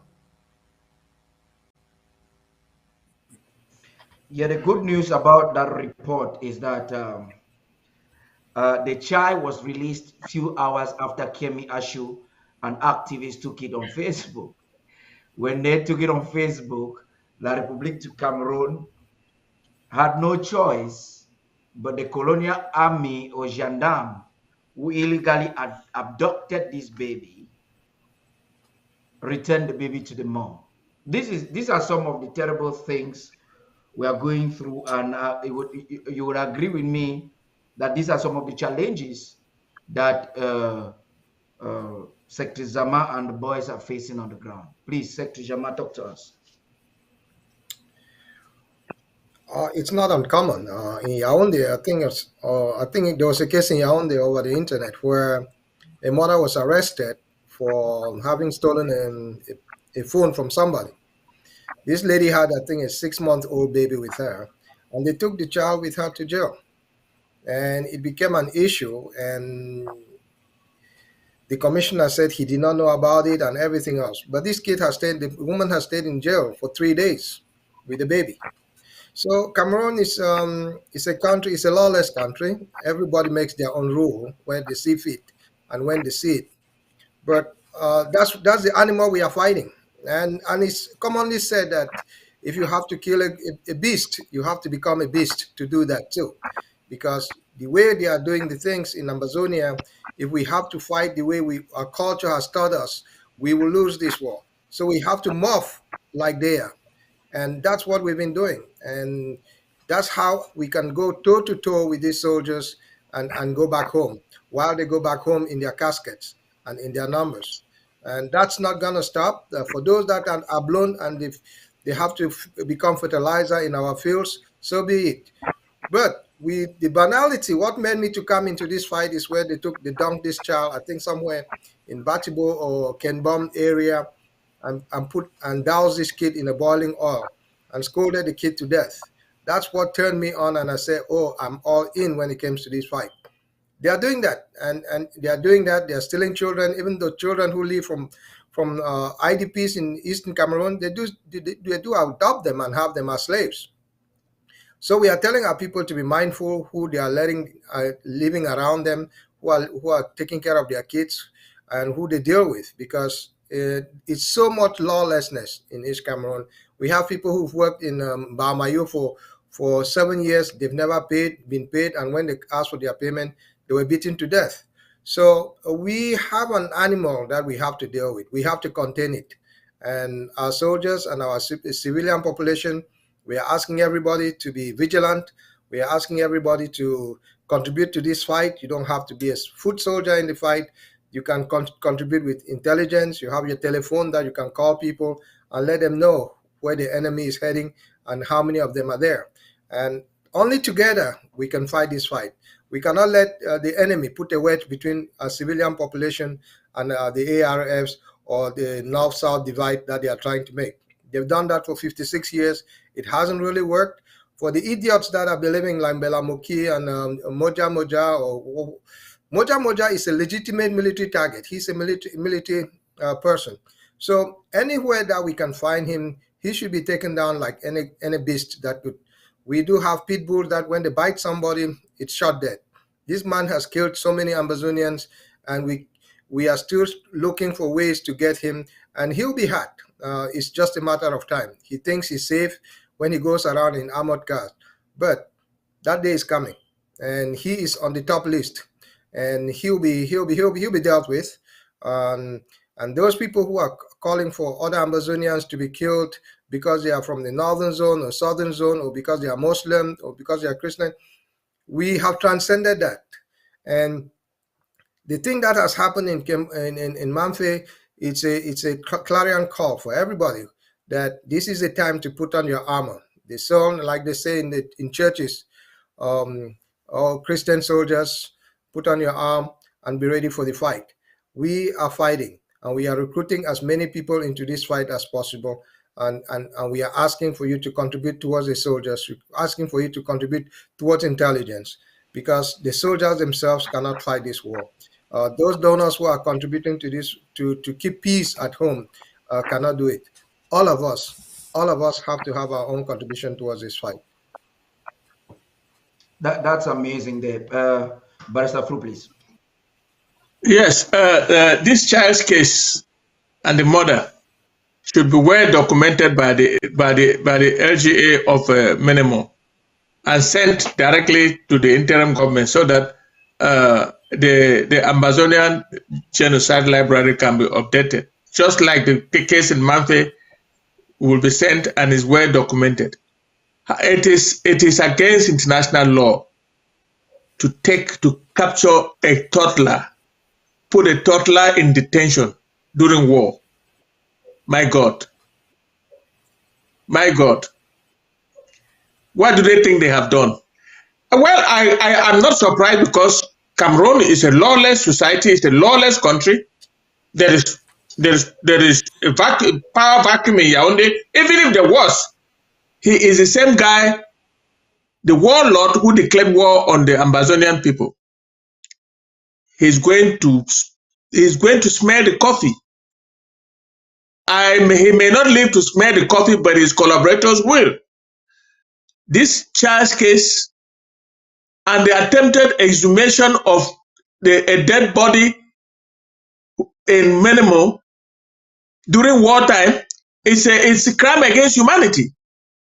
And all that will be documented. The LGA should help us document that case and send the report directly to the interim government, and our director of archives will document it in the Ambazonian Genocide Library.com. Having said that, I want to advise our people: do not allow your child to be taken by anybody. Do not allow your child to be taken by anybody under any circumstances. They took this child from Acha Tugi. pass through Mbengwe, right up to Bamenda Station. My God, a toddler like this. And during war,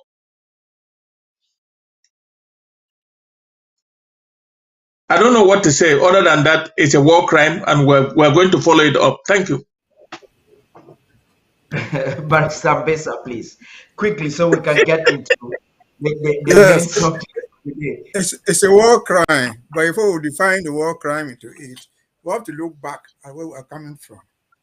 See, some of us don't know, but it's a fact. In Cameroon, there's a good market for children to be sold privately. They steal them from hospitals, they sell them. There's also a good market for human organs. So we don't know what these people intended to do. If they dug this grave and found this guy's bones, which we never speak anyway, who knows? That was a good market for them. If the population had not risen and shouted, who knows?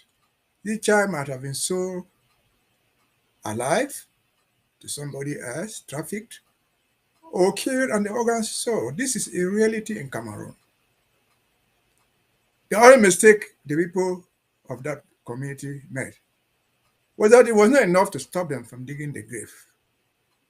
They would have behaved like the Ekona woman who moved to Boya and said, "You release our people." They would not have allowed those people to move away with that child.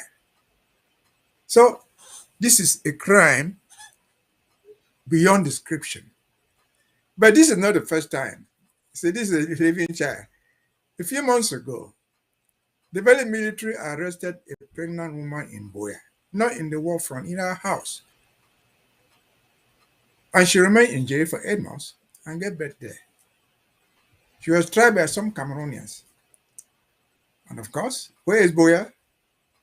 Boya is where Mola Belamoki comes from. We never heard a word from him. What is Boya? Boya is where Mosonge comes from. He's supposed to be the chairman or president of the bilingualism, whatever thing.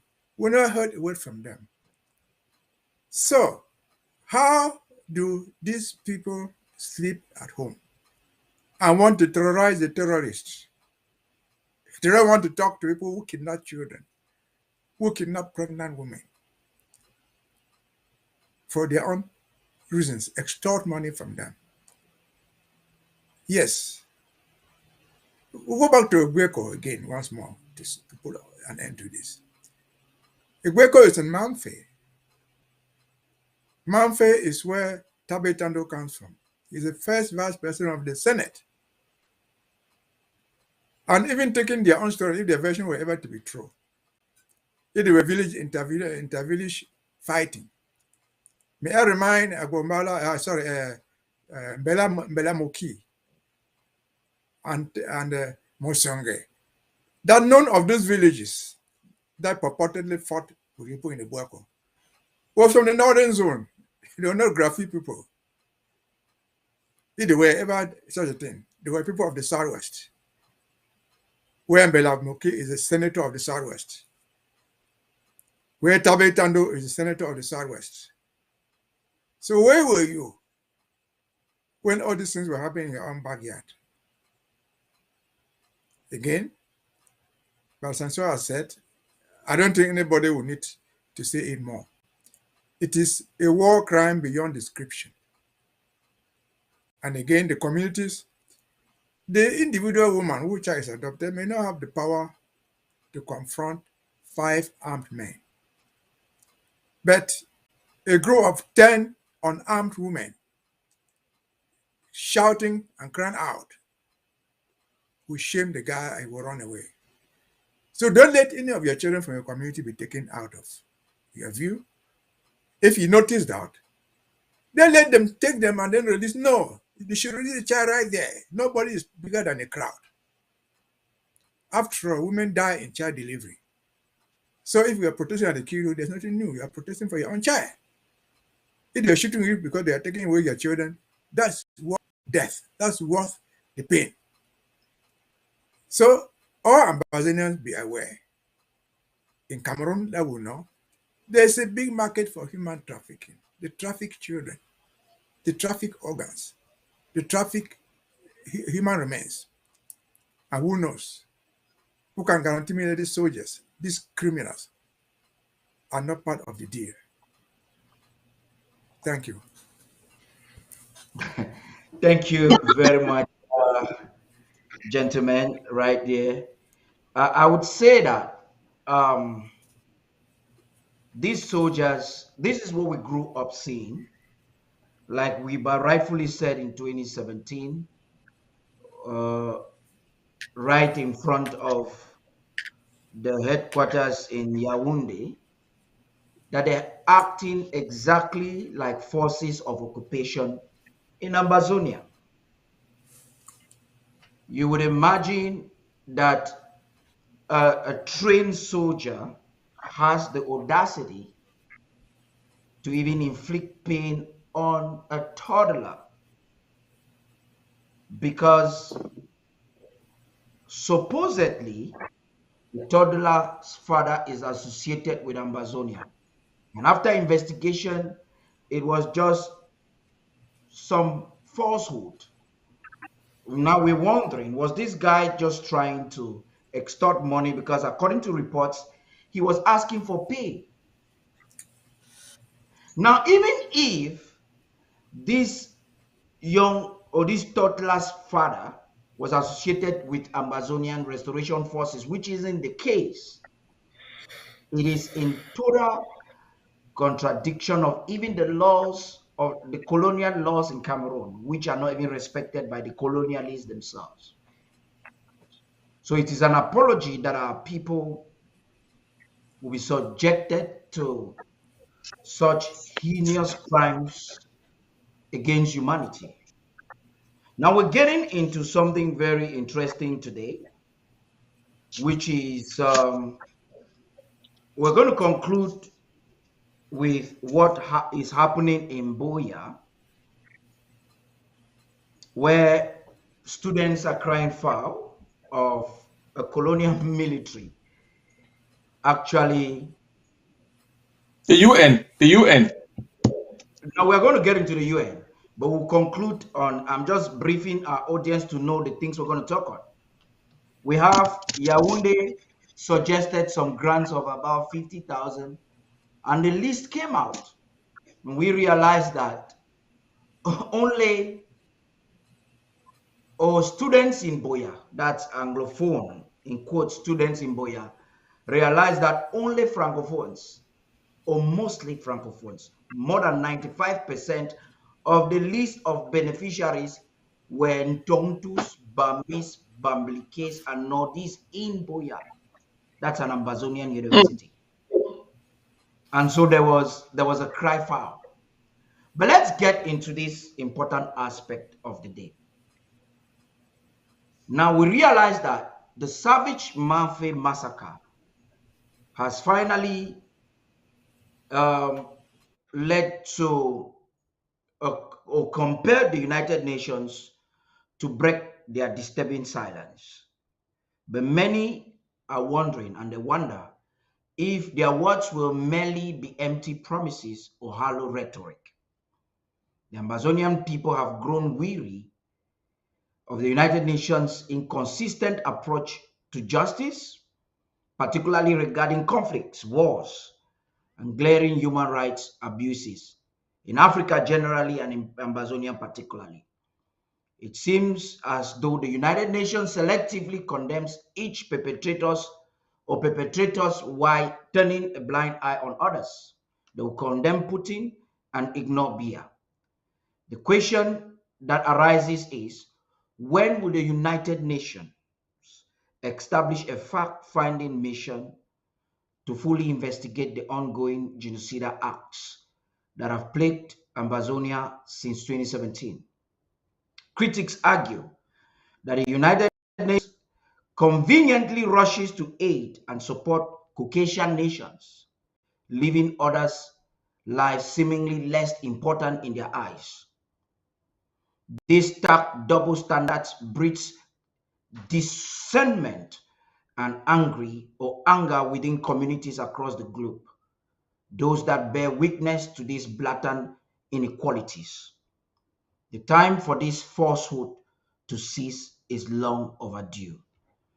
The Mamfe massacre has been a watershed moment that has forced the United Nations to break their silence vis-a-vis the Ambazonian War of Independence. However, the Ambazonian people, along with the global community or many sympathizing nations, demand more than just rhetoric and empty promises. They call for tangible action, for the United Nations to send a team of unbiased individuals to gather irrefutable evidence, document the atrocities, and hold the perpetrators accountable for their heinous crimes. In the face of these grave human rights abuses and the escalating violence in the sub-African region, that's the Gulf of Guinea and Ambazonia in particular, the United Nations has an opportunity to rectify their past shortcomings if at all they will listen to our call by taking swift and decisive actions. Anything less than that, than a genuine commitment to justice, will only reinforce the belief that the United Nations words are nothing more than hot air, lacking any real substance. The world is watching, and the Ambazonian people are demanding justice for the victims of the Mamfe massacre and the ongoing atrocities in their nation, that is, in our nation. The United Nations has a moral responsibility to act, for silence and to inaction only perpetuated suffering and undermine the integrity of the organization. We question ourselves, what is the relevance of this organization if proactive steps are not taken? It is time for the United Nations to demonstrate its commitment to universal human rights by ensuring that the Mamfe massacre is thoroughly investigated and the perpetrators brought to justice, leaving no room for doubt regarding the organization's true intentions. Now, let's examine the indices and provide a comparative analysis. In 2019, Ukraine briefly appeared in the top list of the most neglected displacement crises, alongside Cameroon's, DR Congo, Central African Republic, Burundi, Venezuela, and a few others. It is important to note that the casualties in the Russo-Ukrainian war included 6 deaths during the 2014 annexation of Crimea by the Russian Federation, as well as 14,200 to 14,400 military and civilian deaths during the war in Donbass. Very important for you to take note.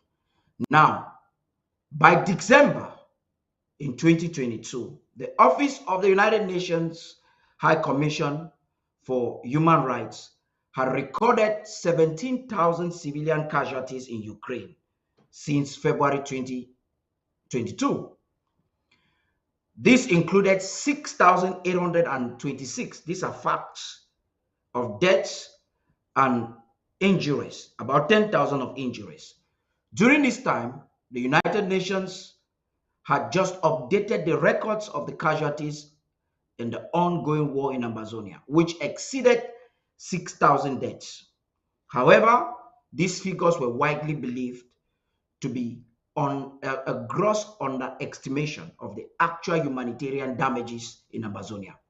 Furthermore, unlike the coverage, the media coverage, emergency UN Security Council meetings, and international attention given to Ukraine, the UN remains silent about the war in Ambazonia. That was a great concern. In the most recent 2023 reports, the United Nations High Commissioner for Refugees stated that there are 86,000 Southern Cameroonian refugees, men, women, and children registered in various states in Nigeria. However, this figure is also believed to be much lower than the actual number of Ambazonian refugees. But let's leave it at that. These refugees face dire conditions due to lack of sufficient aid, as resources are directed towards, or supposedly directed towards, the crisis in Ukraine, now Hamas. When we examining the official numbers provided by the UN, it becomes evident that someone is manipulating them to the disadvantage of Ambazonia. Who could that be and why? This raises critical questions of why this manipulation is occurring. In response to the Mamfe massacre, the UN issued a generalized statement urging all Cameroonian stakeholders to seek a political solution to the conflict.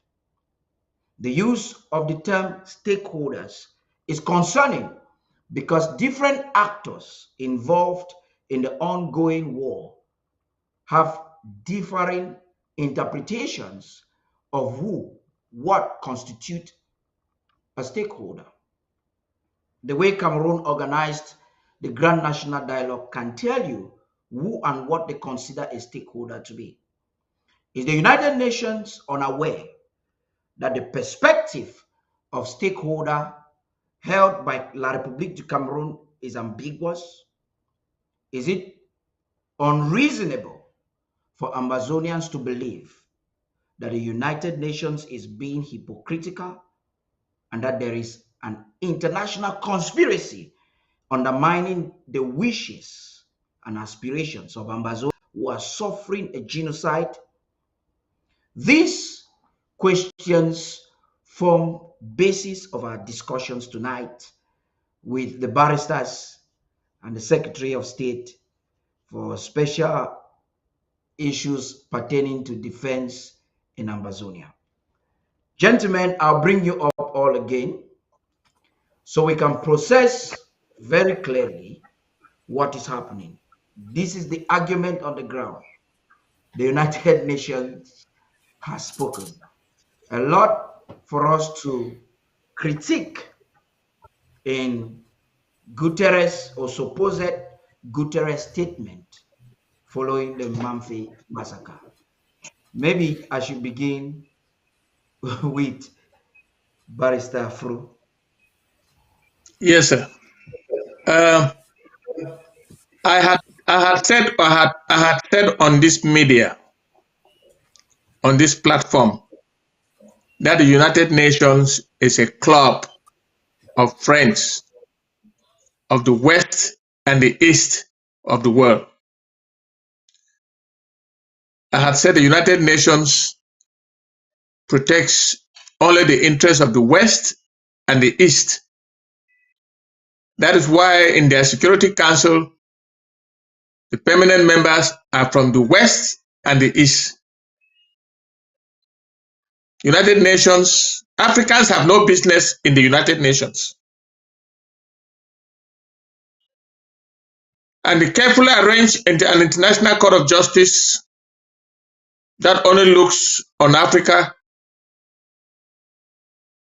to persecute where they want and not to persecute where they don't want. That is the United Nations. Is it worth any African state time to be part of the United Nations? It is glaring because I read that report that was issued by the spokesman of the Secretary General of the United Nations. I have listened to the United Nations Secretary General himself talking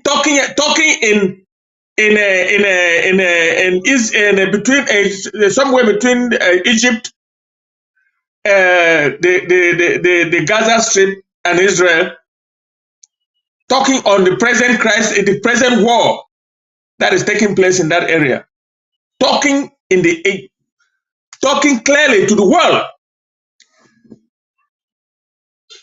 The Ambazonian La République war has been on for 7 years. We have not heard the voice of the Secretary General of the United Nations on this matter. We have not heard any pronouncement, concrete pronouncement coming from the Security Council because we are powerless. We are inconsequential. All Africans are inconsequential in the United Nations. The question that I keep asking myself, what are African countries, 54 of them, what are they doing in the United Nations? In that report about the Egbeko massacre, he asked the government of La République du Cameroon to investigate. Isn't that interesting? You are telling the suspect in this incident to investigate itself and whoever he thinks he can implicate and report to you. If it was in Europe, the United Nations would have quickly sent a fact-finding mission to go and find out what is happening. They have done it. They did it in Ukraine. The International Criminal Justice was in Ukraine. The United Nations fact-finding mission was in Ukraine. They are now in Israel and the Gaza Strip. My God, what are they doing? In the case of Ambazonia, when the war started, they had appointed some Mr. Fall as the special envoy of the United Nations in Central Africa. He kept lying for years. He kept filing faulty reports to the United Nations until he was replaced. He was replaced about a year ago or so. And when this last time, the liars of La République du Cameroon, led by their foreign minister, got to the podium in the United Nations and said things are returning to normal. We thank our friends for helping us. We are now looking to continue with the construction. We have a rehabilitation center where people are now surrendering and going there. We only have a pocket of resistance. Everything, normalcy is returning to Ambazonia. And since the United Nations themselves, they knew it was a lie, that's when they talked to him. I'm not going to enter that. I gave a report on this network as to the eavesdropping that international observers have heard, what they talked about. Today, another massacre. There have been how many massacres during this war? It started with Ngabu, went to Pinyin, Babanki Tungo, Bali, Matu, Ekona, Kembong, I'm forgetting, Kembong, Kwakwa, Ekona, Kumba, St. Francis College, Ekondo Titi. There are many. We have not heard anything from the United Nations. It's intriguing that for the first time, it's not even the Secretary General, a spokesman for the Secretary General. He doesn't care, he does not bother about Africans. He will say nothing about Africans, including even the Congo where war has been on for years. He will not hear him talk about the Congo, this particular Secretary General. His spokesperson issued a laconic communique asking the government of La République to investigate, and also asking the stakeholders to get together and negotiate and stop the crisis. It's not a conflict. They didn't use the word conflict. They said crisis. The United Nations still considers the war in Ambazonia a crisis, with more than 50,000 people dead. Where did they get their own figure after the 6,000? Because that's what the international conspiracy led by certain human rights organizations have been putting it from 3,000, it left from 3,000, now it's 6,000. And now he has come with his own figure. Where are they getting it? Those who are burying every day, they know, we know the figures. We know what it's more than 50,000. That notwithstanding, how does that help us? If the United Nations wants to stay relevant on the African continent, let them send a fact-finding mission to Ambazonia on this particular massacre. I don't know why they came in now, but if they want to be relevant, they sent an independent fact-finding mission. You cannot ask perpetrators of this genocide whether they are suspected or not. Perpetrators, they party to this war to investigate an atrocity. How credible is that investigation? Since in Gabu, what is the credibility of the Cameroon investigation? Have they ever carried any investigation? Atangaji stood in Kumba and said the government will investigate what happened in St. Francis College. Till today, has anybody a report? All the massacres that they have been committing, and they are emboldened by the fact that the world is quiet. Nobody bothers about these black people. You can kill yourself, you can die, you can slaughter yourself for all we care. But when it comes to fetching resources on the continent, they are the first on the ground.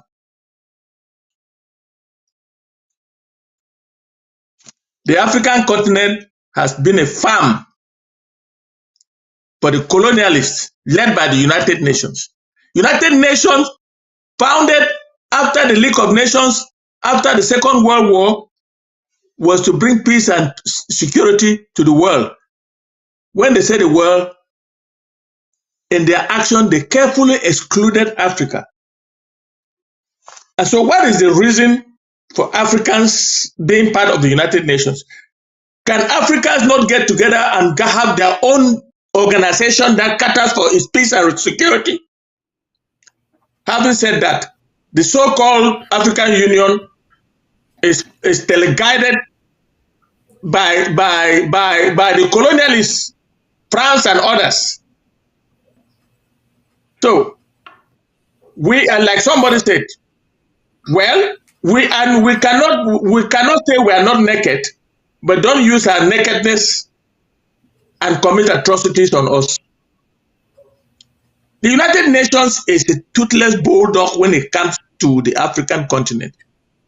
It's a club, let me repeat myself, it's a club of friends made out of the East and the West. They control the United Nations. The only person who ever did something from the African continent that and for the first time an African was the Secretary General of the United Nations, and that was Kofi Annan. After that, all these white people, they don't care about what happens to us. That is my take. Thank you. That was quite elaborate there. Barrister Mbesa, it would appear that semantics, words, the utilization of words and terms could actually affect the perception of the struggle. Barrister Fru, in addition with what you're going to say, has raised a concern of the term used to describe what is happening, crisis. And this is not the first time I'm getting that argument, where a school of thought would want to have it rather called as a conflict. You've served under the United Nations when it comes to conflict resolution and things like that. Would you tell us, in addition with whatever you want to say, how instrumental it is for the conflict or the situation we are facing to be properly defined. Right after this analysis, we'll start taking calls from the public. Go right ahead, please. You see, in international politics, international communications, words matter a lot. Words count. That is why, for example, if you take Resolution 1608, it took 2 days to debate. They check every word that goes to the resolution, every comma, every full stop. So words matter a lot.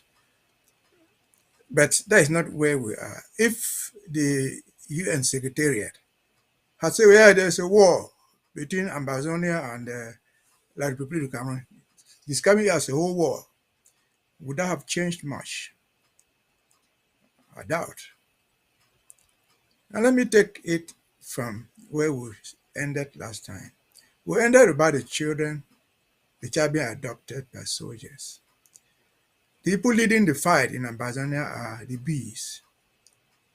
The bees are trained by the Israelis. They are their mentors. And if you saw what Israel has done to Hamas, hospitals in Hamas, the past 2 weeks, killing people, burning down hospitals with impunity, one would doubt if destruction of children, burning down of hospitals and schools was not part of the training of the Jews, of the Israelites to the bees. That said, let us go to United Nations. Yes, that statement was not signed by Guterres. In fact, it is stated that the statement is attributable to, to, to, to the Secretariat. What does it really mean? I think the important thing about it is that, see, the Secretariat of the United Nations, which is headed by a Secretary General, is a very big department. It's like a ministry. There are people there working on African issues, departments working on human rights, department working on Asia, department working on different things. But what I take home from there is not so negative. The important thing to me is that somebody there in that secretariat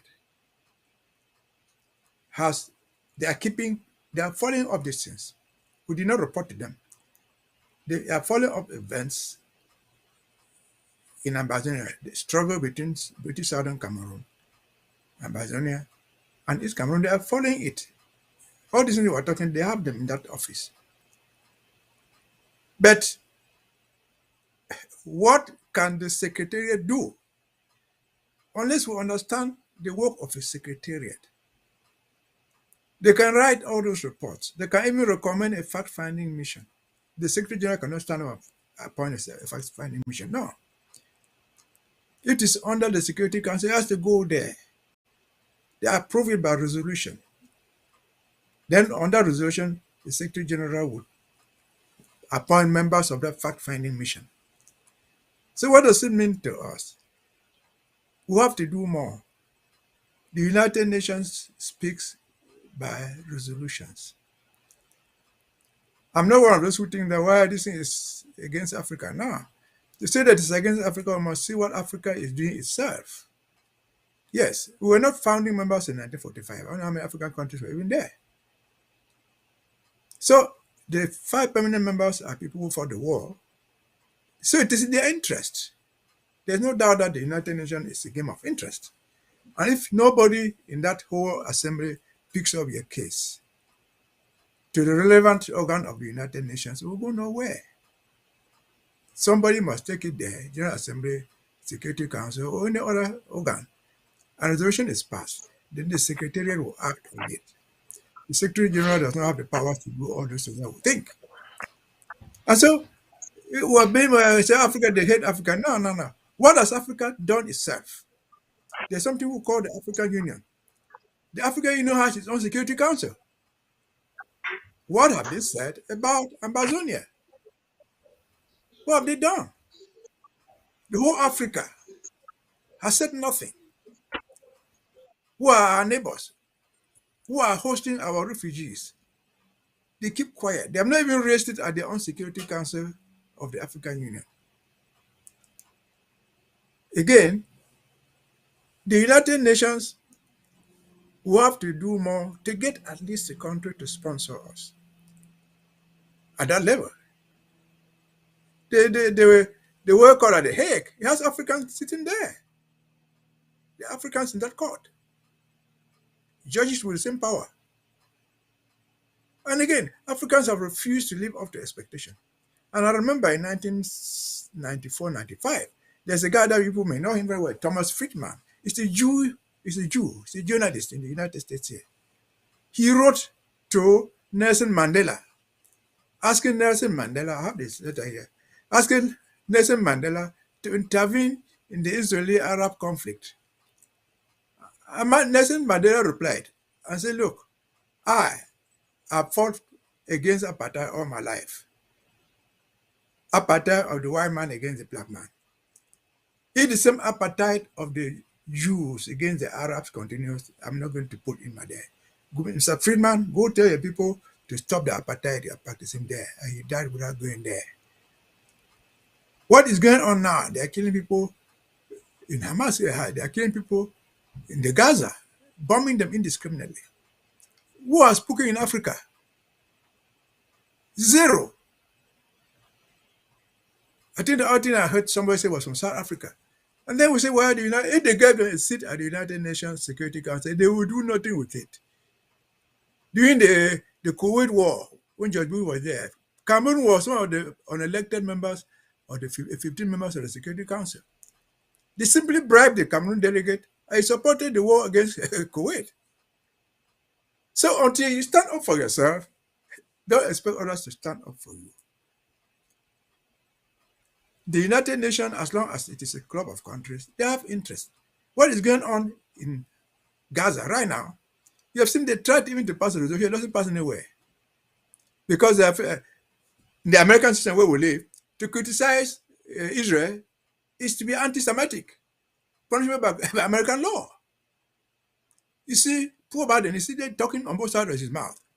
They arrange a ceasefire, say no, progressive ceasefire. Why this Netanyahu man is killing these poor Arab children? And this is the mighty America. Yes, they send all the money to Ukraine, but the promise will not come there to fight for you. Fight your war, but we'll give you the money. Why Ukraine? Why are they doing all that? Because they have an interest there.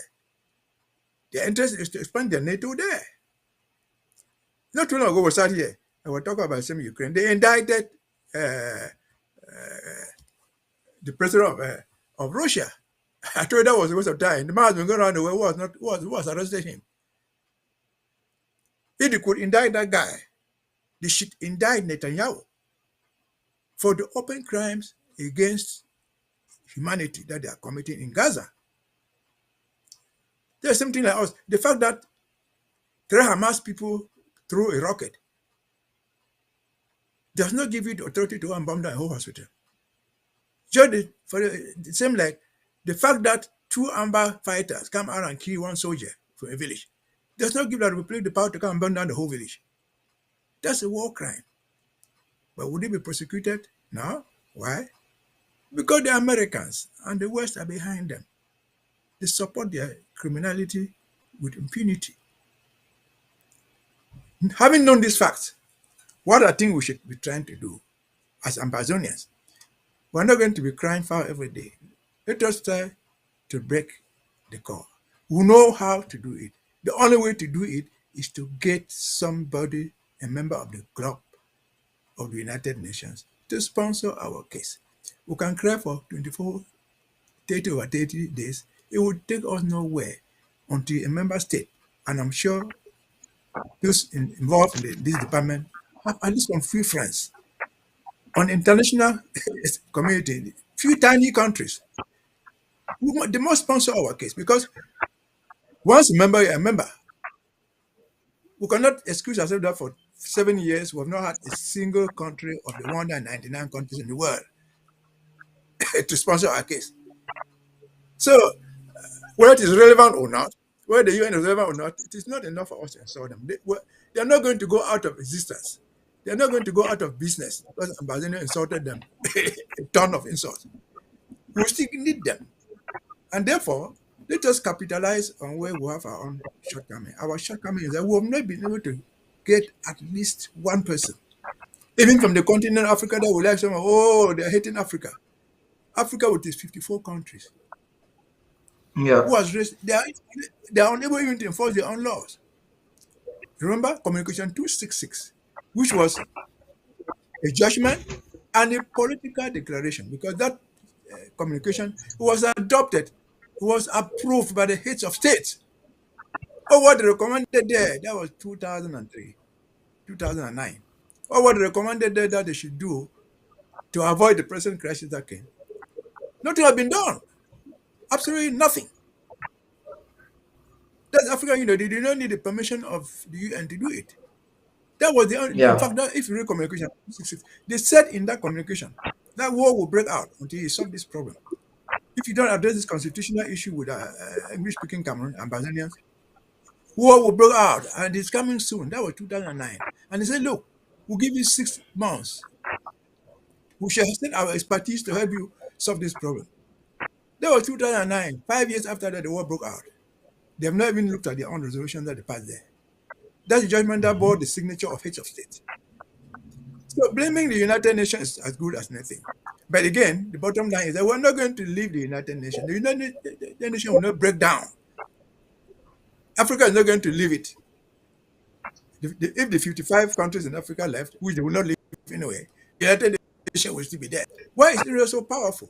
Israel was created in 1947, 2 years after the creation of the United Nations. It was created in 1945. Israel came out. Israel State was born in 1947 with its own boundaries. Now they can occupy all that and call it occupied territories. With nobody raising a finger.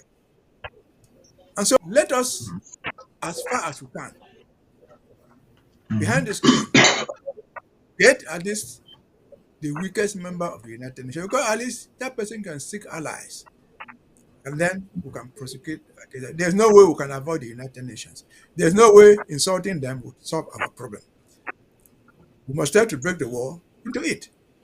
Because first and foremost, there's something very interesting as I speak to the both of you gentlemen. This war we are fighting, was created by the United Nations. So they must be part of the solution. Like it or not, they will be part of the solution. Thank you.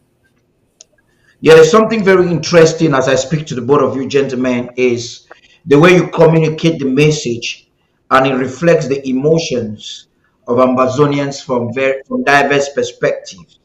I'm going to get in touch. I'm going to get to you, SOS Zama. But before I do that, I want us to get a public opinion from an activist which is already on the call right now. Ambazonians, the call lines are open. You can call in and make your contributions. Speak the way you feel about it, and so that people can understand you. The world can hear what you feel, in spite of what the politicians or the barristers are saying on the platform. The number is +1 3055111170, and you can only call via WhatsApp.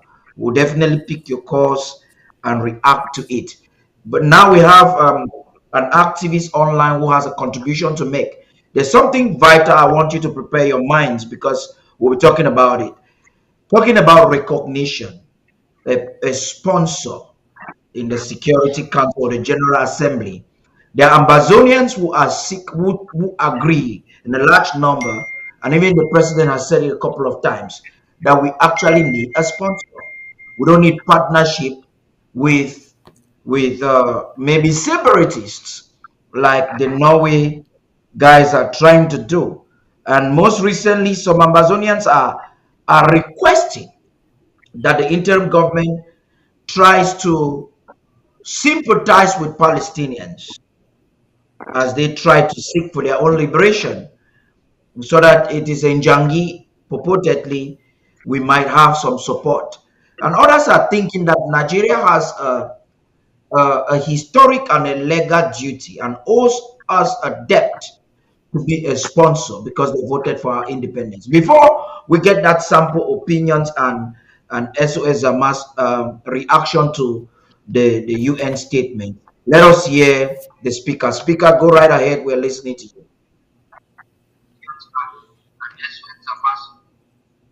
Hello? Yes. Hello? Hello, Director. Yes, speaker, go right ahead. Ambazonians are listening to you. Okay. Yeah, thank you. I want to greet Barrister Fuljoso, Barrister Biesa, and our able defense person, Zaman. I thank ABC television for trying to educate our people. So the only reason why I just decided to call is about what the international community is saying about us, and especially the United Nations. So I am one of those.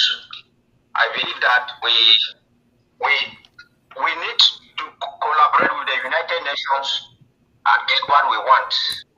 After we have what we want, we can then do anything we want.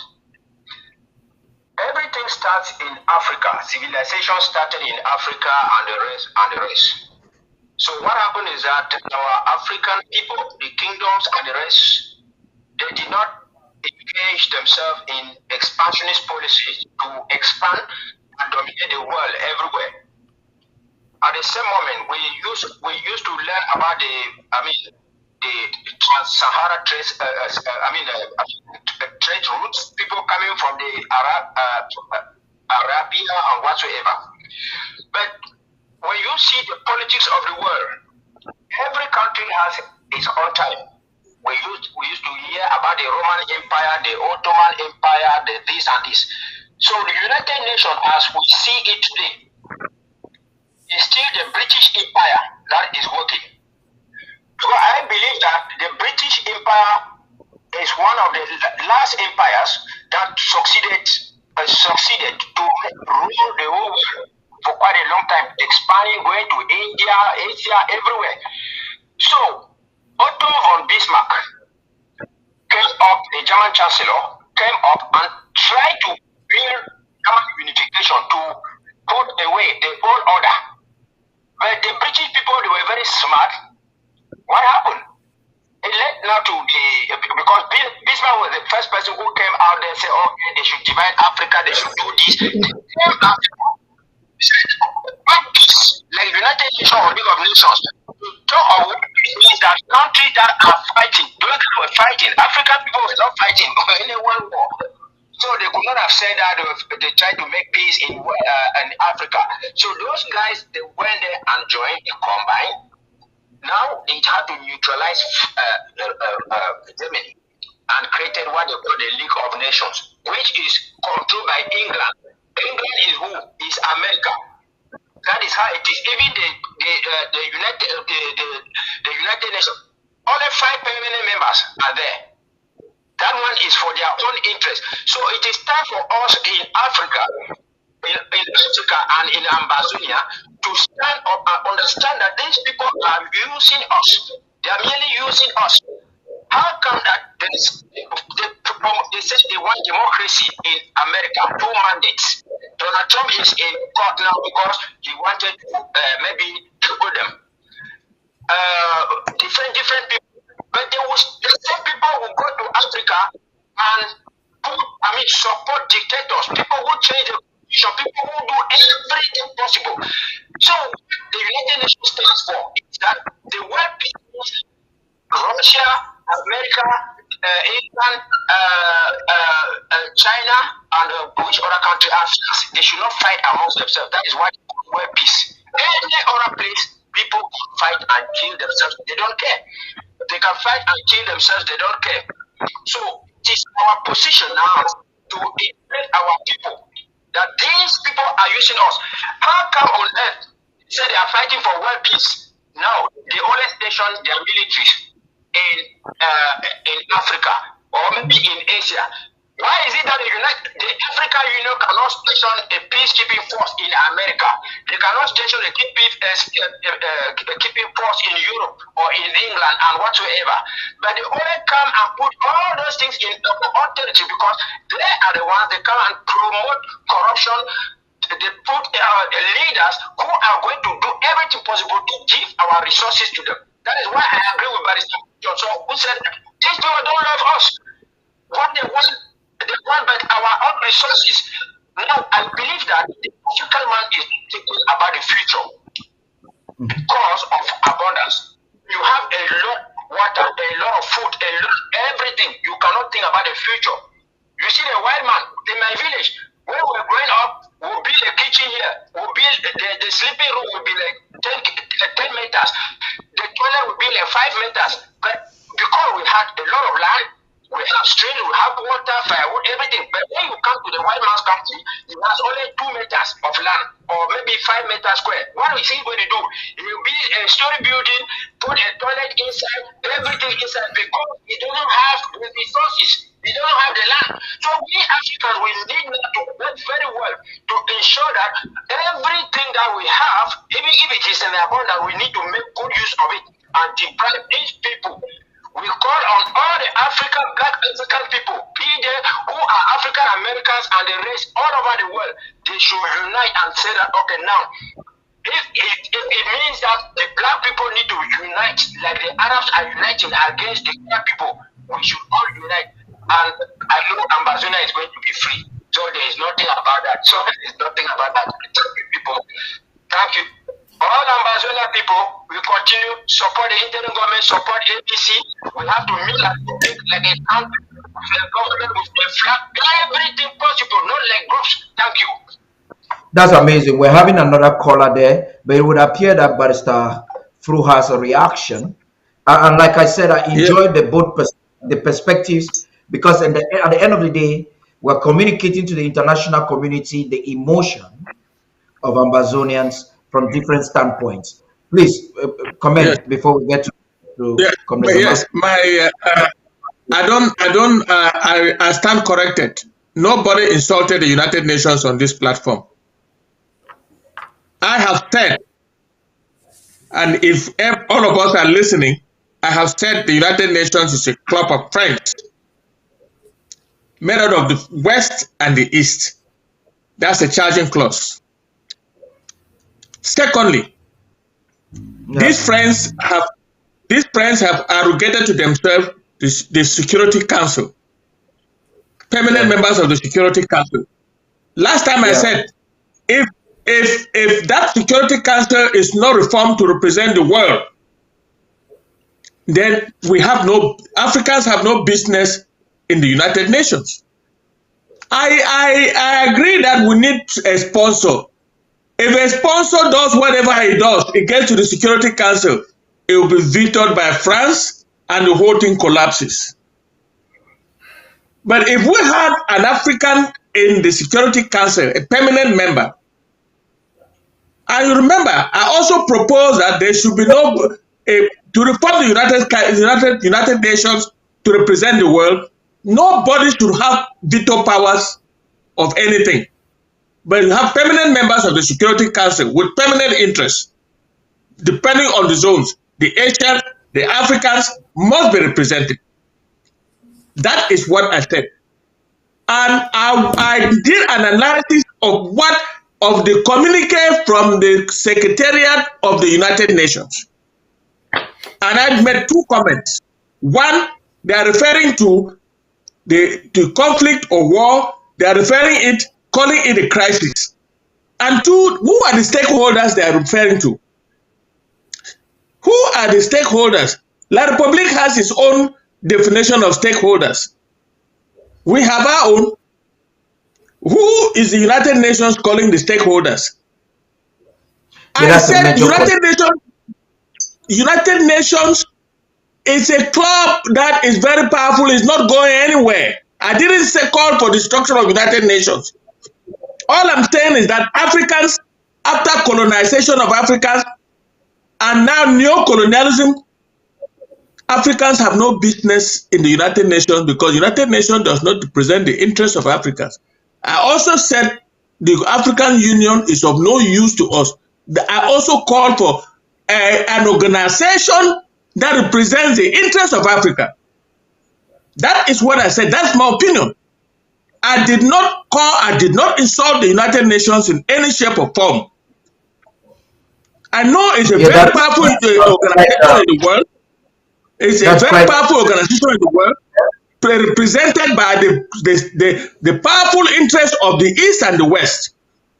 Yeah, that's you will never be able. You will never the international. Wait, let me finish. The International Criminal Court will not be able to arrest Putin because he represents the East.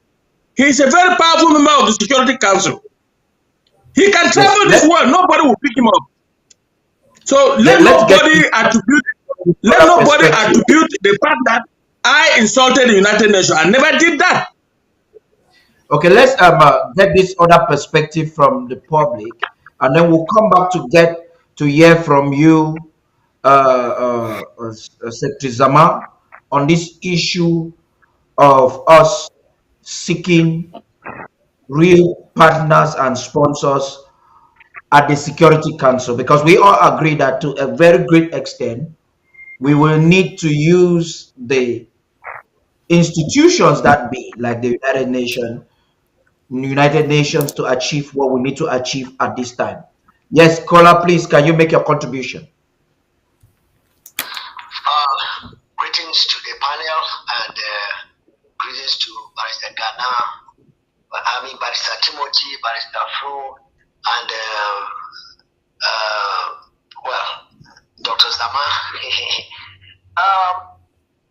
Sincerely speaking, I've been following up all that we are saying. I say we are saying because I make myself a party to what all of you are saying there.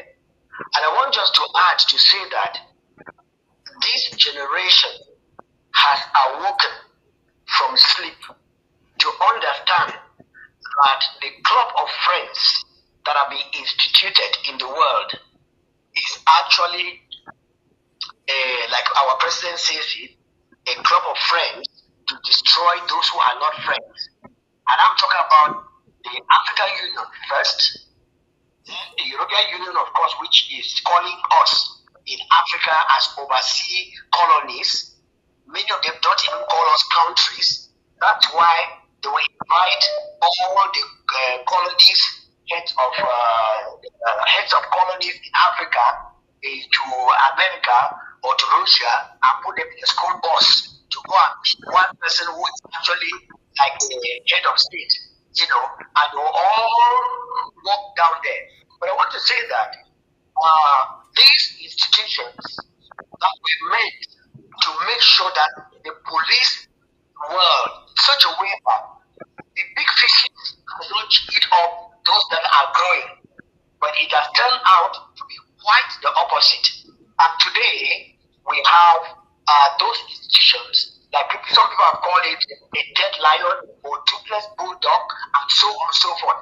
I want to join my mouth to say that the generation of Ambazonians, unfortunately, this young generation of Ambazonians joining together with the youths of Africa that are clamoring all over the place because they have seen the outright, slavery, imprisonment, and the outright torture and torment that the entire Africa is going through, and they have said no.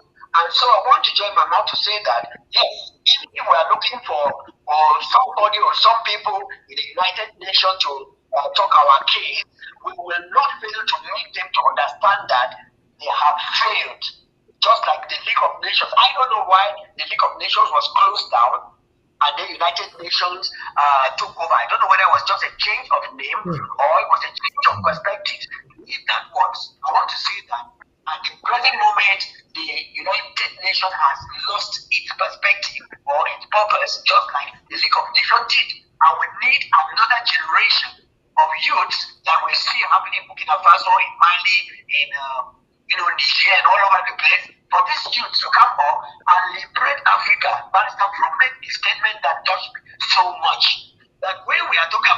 United Nations, Africans, all the nations of Africa, even the big South Africa that they claim that they are, even the big Ghana, all the African countries are not part of the United Nations per se. They are there as boys and slave boys, because in the Security Council or the feminine whatever, no African nation is found there. So when they are talking of United Nations, Africans are not actually called in the nations, like I first of course mentioned. But then the Africans who had a union which they themselves can consolidate and be able to do things for their own development are also dead and dying. And so we are just looking for this new blood that is coming up, and this new blood must not, and is not depending on any of the ancients. That's why we are encouraging Ambazonians to stand on their own while they are still given an olive branch to all the institutions that they, but then they should not build on waiting for these institutions, because I'm telling you, for so many years, nothing has been said about Ambazonia. Marisa mentioned there how that it was the one the secretary of Guterres, I think. But this is my opinion, the opinion of me talking, that he is a racist. Because if he is not, why would he not mention anything that's going on in Africa? So I want to say that this is a talk that we must not put in our belly. We must not hide it. We must say it out so that they know that there are people who have come out from the Stone Age, passed through the Iron Age, and they are now in the IT world. And they are seeing even in arrears what their forefathers did not see. We are seeing it now and putting together with what we are seeing now, and we are saying never again. This is the never again generation.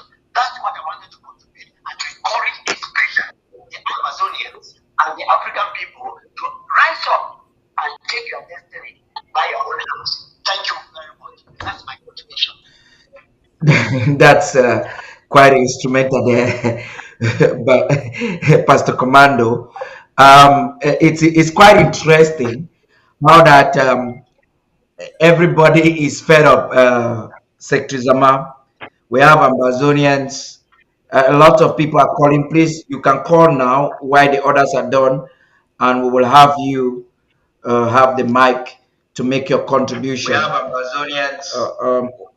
We see a lot of people wanting the United Nations to be extinct, and there is a strong argument that amidst their shortcomings, we still need them to a very great extent to achieve what we have to achieve at this very critical time. Comrade Zama, before we get into the last phase where we're going to look at those who are potential partners or sponsors and to react to what the audience have said, let us get to know your thoughts about this whole UN UN involvement and Guterres' secretary statement. Please talk to us. Well, I think I have a limited experience. We have an expert in the house by Barrister Mbesa. He's literally exposed what we need to do and what we ought to do. It's not bashing the UN that's going to help us too much. It's a question of interest, and I just want to make people understand that the very singular Secretary of State who really wanted to do the job like he ought to have been doing, Dag Halmer, the Swedish, I think he was Swedish in 71 or 72. He died in a plane crash coming in from Congo. He tried to resolve the issue of Katanga breaking up from Congo, and the powerful interests that were trying to divide the country and loot their gold and diamonds killed him. And the CIA was especially implicated in that. The secretary, as Barrister Mbesa has stated, they don't have any power but to rely on UN resolutions. So let's keep that out of the way. It's nothing that we can play with, and we will have to look for a partner to tango with for them to sponsor any issue. But even not going that far, we have Nigeria, Ghana, Chad. We have all these people around us. It's surprising that a country like Gambia would put a proposal to the UN regarding the Rohingyas in, I think, in Burma, because they are affiliated, they are Muslims, they say. But we are right next door to countries that can help resolve this issue. But Africans are not willing to do that. They want to go meet in New York or in Paris or in Russia or in Moscow to decide what ought to be done in Africa. We have to change that. And that's why we are trying to do. No matter how much they define this conflict, they may define it as a conflict, they may define it as a struggle. Whenever there's 1,000 people killed in any calendar year in a battlefield, it's determined to be a war. So no matter how they call it, the nomenclature may change. Whoever calls it is a no-zone issue, a conflict, a crisis, or the troubles like the Irish and the British were doing all this stuff in Ireland, Northern Ireland, it's a war and people are dying. And those definitions are static. You cannot meander, you cannot fix it any way you want it. Cameroon soldiers have died 1,456, and the thousands of humans that have been killed in Ambazonia. So let's not worry too much how they define these things. Eventually, when they become mature in the warfaring, they come to realize the true nature of it. Before they said there was no Anglophone problem. Before they said that there was no war in the northern or southern zone. Before then, they say les ambassadeurs, les terroristes. Now they are calling us Ambazonians. It's a progress. It's a learning as they go. We have to give them that excuse to learn as they go, but we will have to put it to them to learn faster. And that's what we are doing in this war. We cannot depend on the UN to do what we have to do. Ambazonians are all over the world. If every Ambazonian stands up like the people of Rwanda stood up, like the Eritreans stood up, and Somalians stood up, this thing will be over. La République does not have the forces or the manpower or the willpower to continue fighting this war. This war would have ended 4 years ago if everybody contributed like they should have. It's nobody's. We can't be blaming the UN when we cannot take care of our own household, when we cannot protect our parents, when we cannot protect our mothers and children. It's our own fault. We cannot rely on somebody feeding your family. You have to do that for yourself. We have to do that, and we've laid back. We've thought, when you talk somewhere, they say, when I go away without your Ambazonia stuff. I've lost family members for the last years that I'm here. I can't go there. My uncle Zama Albert died, who was a very hard proponent for the liberation of Ambazonia, SDF, and all that. He got buried here in America. So we cannot sit and cry wolf without trying to protect ourselves. We have to do what we must do.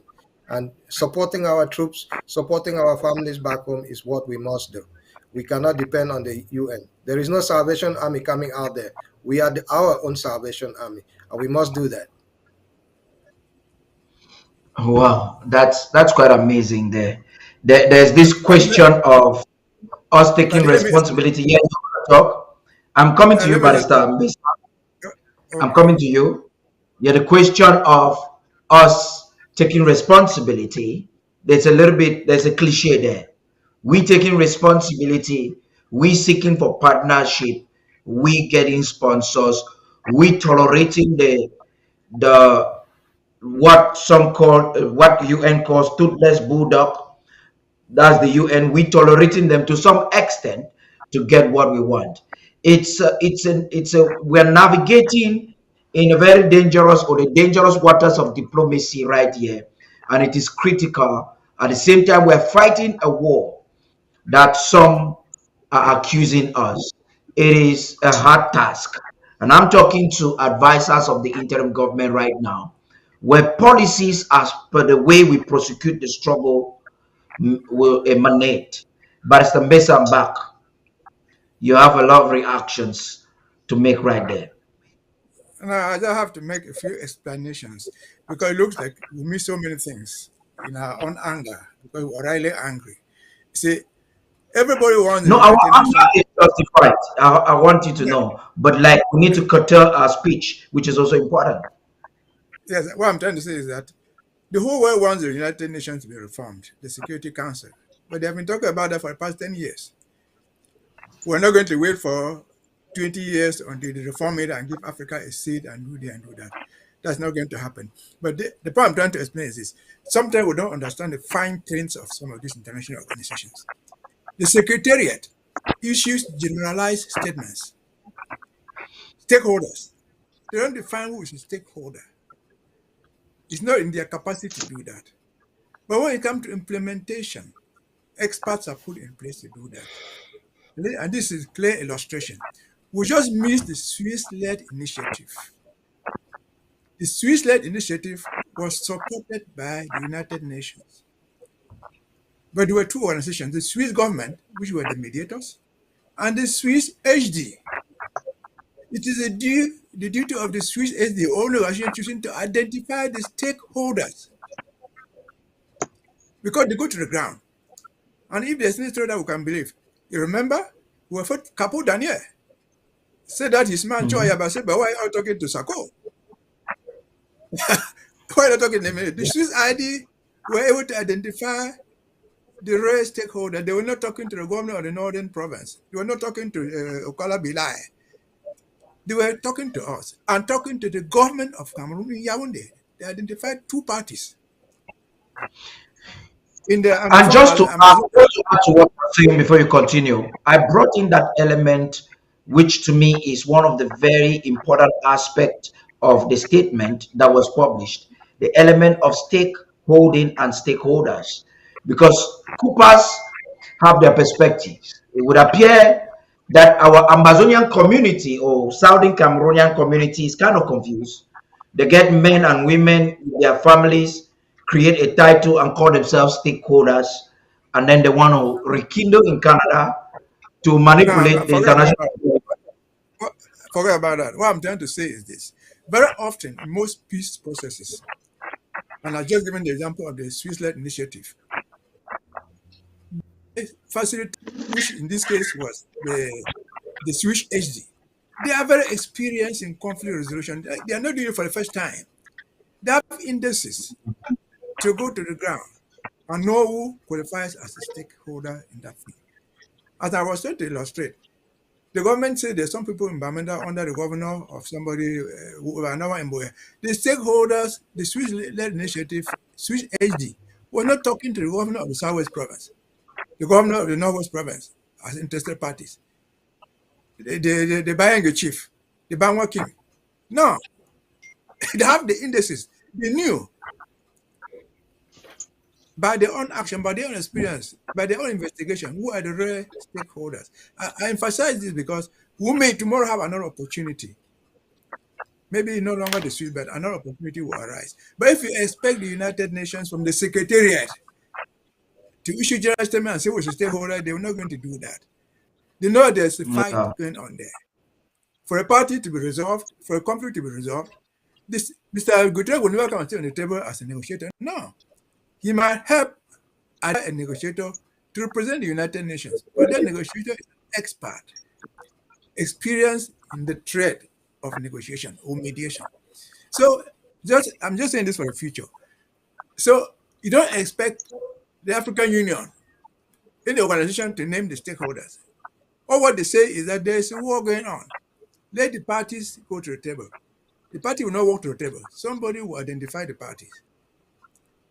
They will not come here and just say, party just come. No, they know that you belong to this thing, you belong to a group. So they're able to, most of this, they're able to know the strength of the parties in this struggle. Who are those fighting? Who are the people really in conflict? What is the issue? So we don't expect those organizations to come and say stakeholders and name them. To come and say, well, this is a war between Ambazonia. They will not do that. They say there's a war, there's a problem there. Let it be solved.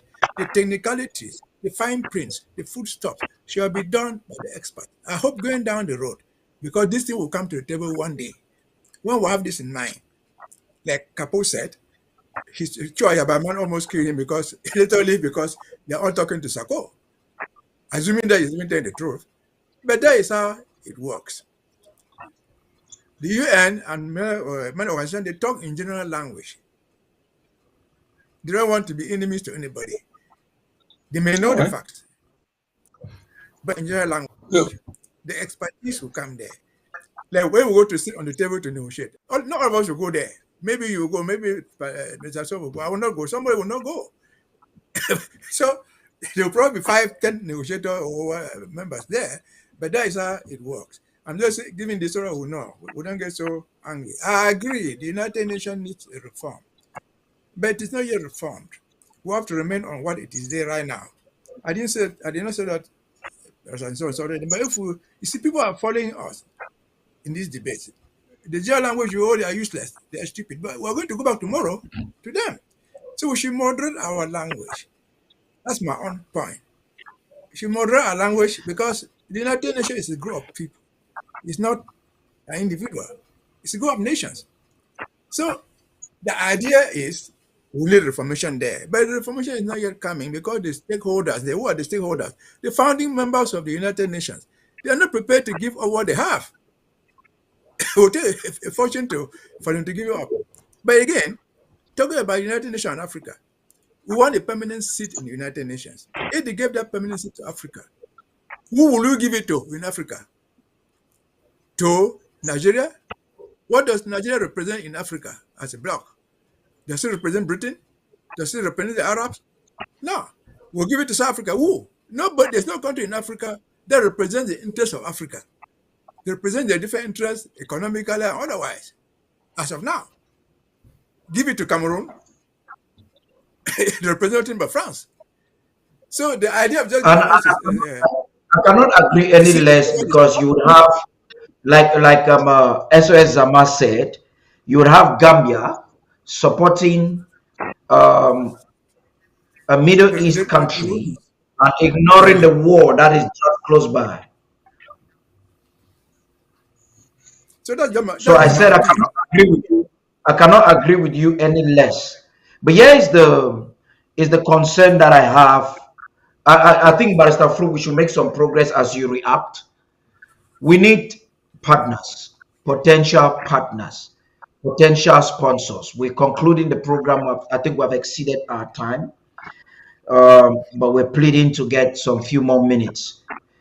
And there is a recent background cry which I suspect might get public, and some are thinking that Ambazonia as a people and as a government should approach and show some sympathy to Palestinians. What are the technicalities involved? You will react to that very briefly, and then we will conclude on the Boya supposed marginalization of Ambazonian students in Boya University. Barrister, please. yes, let me say this.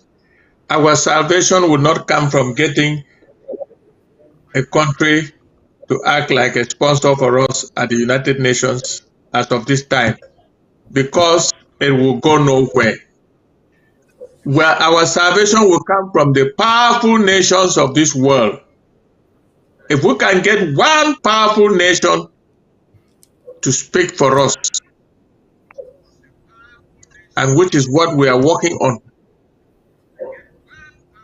a very powerful nation to speak for us, that is more important than getting quote unquote sponsors. Sponsors who themselves don't have a voice.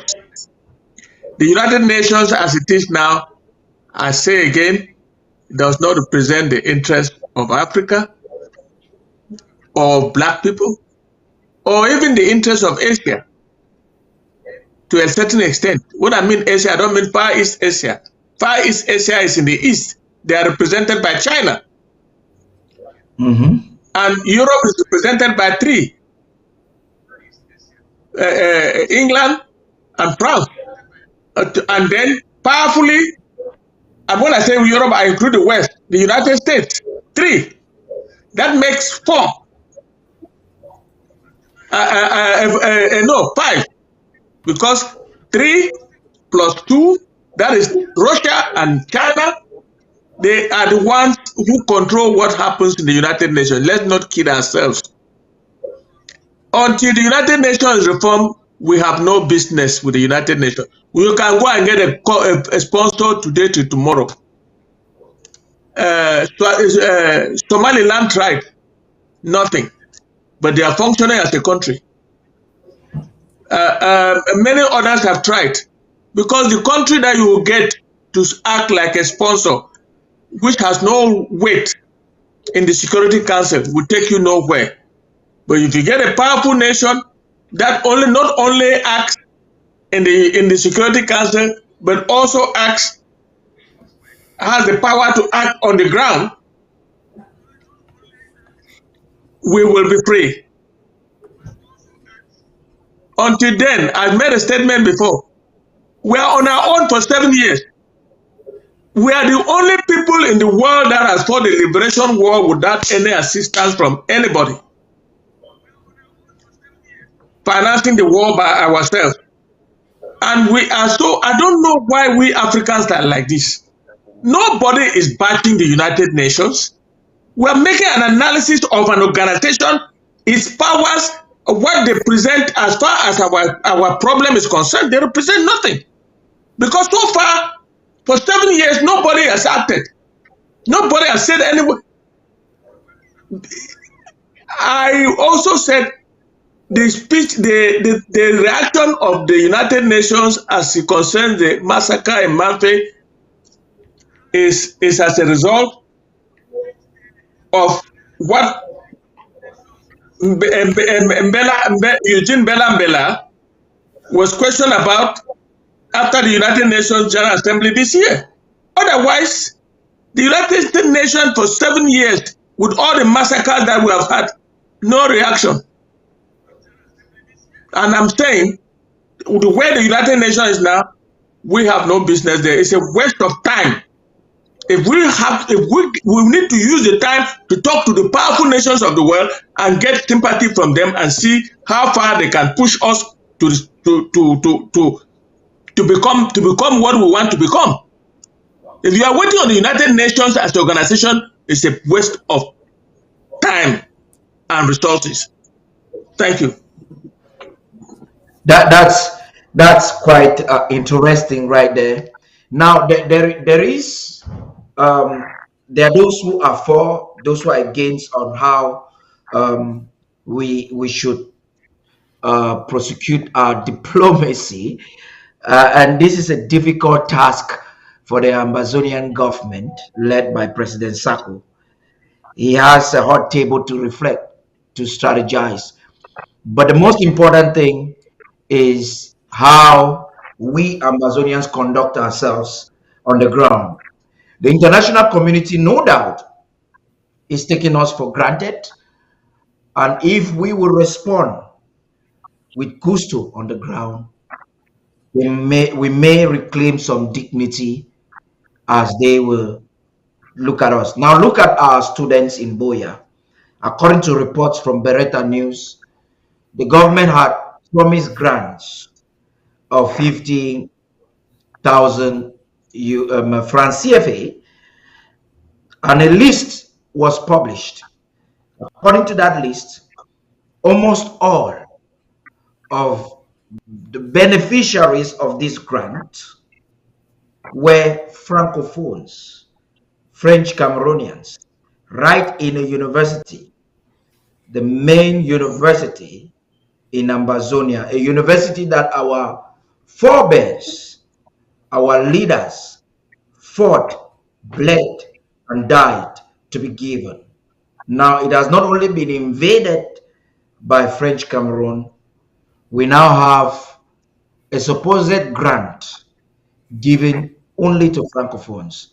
My own question, which is rhetorical, is how long are we going to shout for some of those who are protesting today, that are students, to understand that we do not have a place in that construct called Cameroon? How long? Let me start with you, Sylvester Zama, and I will be taking this caller. Yes, SOS Zama, please. I think anybody who is still confused, calling themselves that they are Cameroonian, is really has to go back and get their brains examined. We've been excluded from every single thing in that country. I was just looking at a picture of how the Tico Wharf was in 1953 through John Baakuru's website or show. In 1953, I quite remember when I was in CPC, younger, in about 77, 78, we had people who were going to Tico Wharf to buy shoes and bring and sell in CPC. The things that were sold in Douala were coming in through the Tico Wharf. But all that thing disappeared because it was an intentional dismantling of all the economic structures in Ambazonia. We have not been able to do much because we've been stymied. And anybody who is not seeing it is surely blind. And it's hard to make a blind person see nowadays. A lot of Ambazonians are leaving the country or have left the country not to return, because even scholarships, you are talking about grants now. Before it was scholarships. We have friends who wrote the GC 4 or 5 times to have 5 and 6, 5 papers in the GC advanced level to be able to have a scholarship to Russia or to China.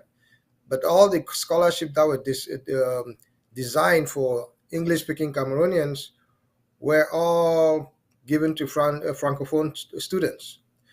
It's not a new thing. We should just we are complaining about it. We should have gotten used to it because there's nothing we can do about it. They are the ones who are dispensing all the money. So let's either we stop the university and stop it if it cannot accept only Anglophones, because you go to Garwa, there are not many students there from Garwa. They did the university in Garwa for the Garwa people. They did the university in Yaoundé mainly for those. The University of Douala, why do they have to come and clock the University of Boya? Given that are not admitted in reasonable numbers in all the schools, in SWA, in all those different centers. You go to ENS Bambly, it's the same thing. We are treated as though we don't exist, and people should get up and act up and help the cause rather than complaining. Complaining hasn't helped us this far. We have to do something drastic. Like you said earlier, is the key. people who died for those schools to be open in Bambly and in Boya, and there are people now who are just sitting there and calling you that Yibuna Ambazonia thing. It's get up and smell the coffee, guys. We need action, not just now is the time for action.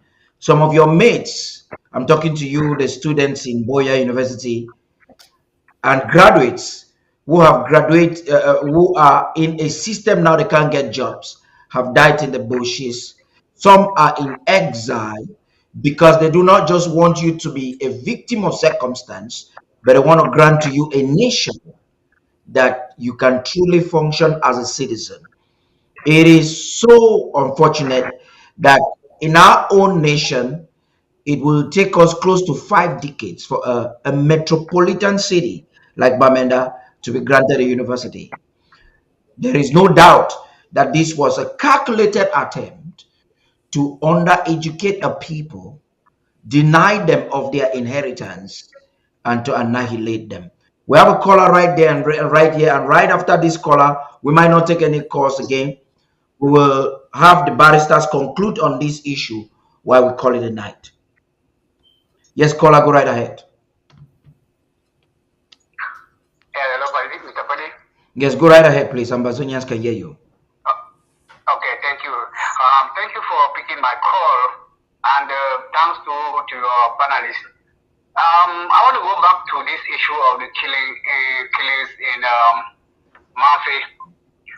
As we can see, a lot of people are doubting who are the perpetrators, but it was clear by the former mayor who is called whether it's Tabetano, Enoncho. I just Aritakuncho. Yes. Yeah, he said that people can testify, people who traveled with him to Mamfe that evening can testify that he was telling them that people should not go to a workup because something is going to happen there. I just want to think that Ambazonians who have been affected or not affected should ask him what happened to their people, because this number over 30 people that cannot be killed, some lie in the hospital when somebody knows what happened to those people and he never and he is proud of coming out to tell people that he knew what happened to those people and nothing is done about it. Can you imagine that somebody will be telling the people that don't go to this place because something will happen, and that same night something happened terribly that is the world now is talking about, and people don't even reflect that what happened to these people. They are saying it's Amber Boy. He was the first person to go there and say this one was raped, this one was tortured, this one was this. What if he was not there? Then how did he know about all what happened to those people and the burning and everything that happened?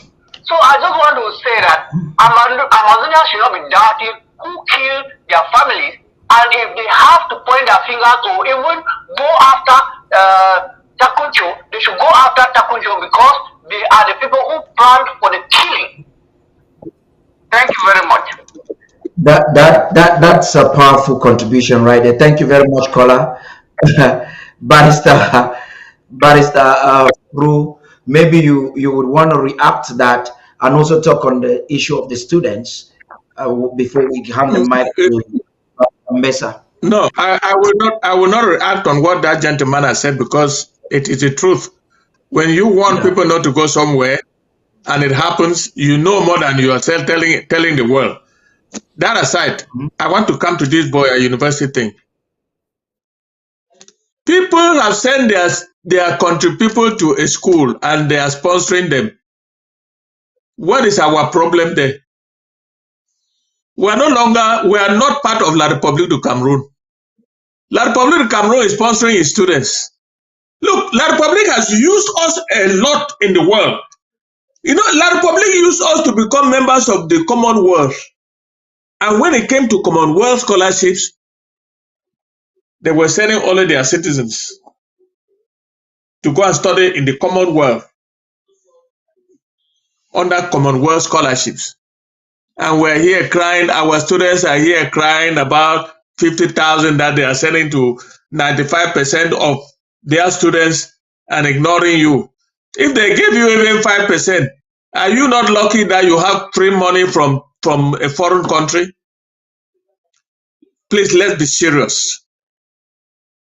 This topic was not even an important topic to even talk about. Because if there are still Francophone students in Boya, it is because of the siege that La République has operated on us, and their students are benefiting from a sound education offered by our people. Let's stop this hypocrisy. Those who are still standing on the wall, those who are still looking on La République like their country, let them cry. They will not get money from La République. I end there. And that's a fact. They have used us. They have killed our economic infrastructure. They are milking our oil in the Gulf of Guinea. In the Gulf of Guinea. And they are unable even to manage what they are getting from the Gulf of Guinea. And you are telling me that when they give 50,000 to their people, you are crying. You are crying there because you are part of them. You continue to consider yourself part of them. You should learn. You should smell the coffee, like SOS Amara said. Smell the coffee and get some intelligence. Learn that you are not part of La République du Cameroon. Finish palaver. Barrister Besa, there's a lot I know you have to say that will help somebody in this regard. Not too much. Let me just start. There was a segment which I wanted to say something. We talk about diplomacy and Palestine. Yeah. See, many people don't know Palestine is not a full member of the United Nations. They are observers. They have an observer status. They don't have a vote.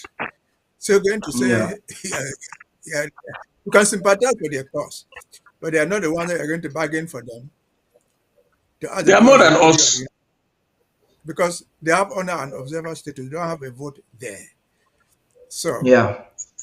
as I said, we need people to Now, focus. Barrister Mbesa, I'm not cutting you short. Someone believes that Palestine is close to their victory point, and this is about Jangi. I'm quoting from what this person is an analyst, political analyst at the back. He says it's Jangi, and that if we show some form of sympathy now, we may be having a friend in the nearby future. That's an argument. So, as you're talking, No, maybe you want they're right. to add that. So this is the point. Palestine might be closer to their goal now, not because they have done anything new.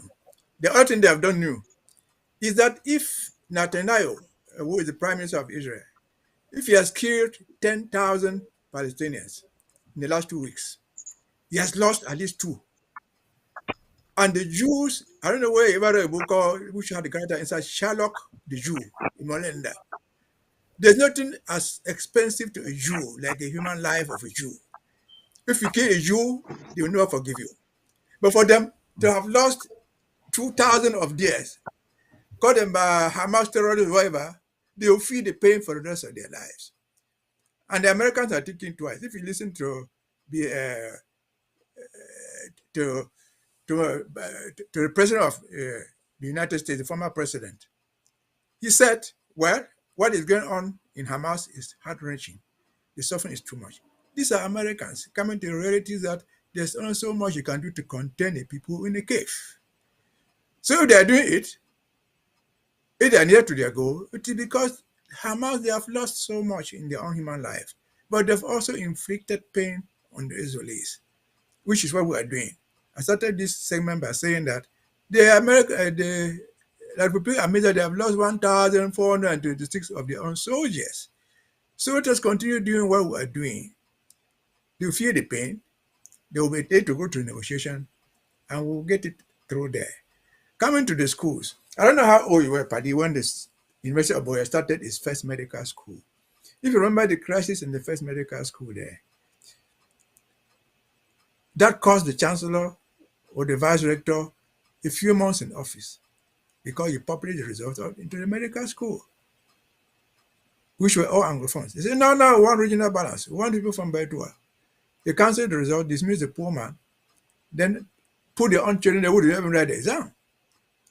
So what are these guys were worried about? 50,000? For what? The people that are paying the 50,000 if they receive them, there are people in the faculty of law, history, geography, they have no jobs there. 4 or 5 years back, I carried a personal survey into how many people were admitted into the NSEC in Kumba and one in Bamenda. Those are professional schools where people come out with jobs guaranteed. 80% of the students admitted in Kumba and Bamenda in those professional schools were francophones. So there's nothing new about that. 50,000 is nothing, whatever they call it. They are doing, as President said, they know what they are doing. That university is called the University of Boya and Reception just by name. There's nothing we can do about that. If you choose to go there, pay your school fees, study, graduate, and move your own way.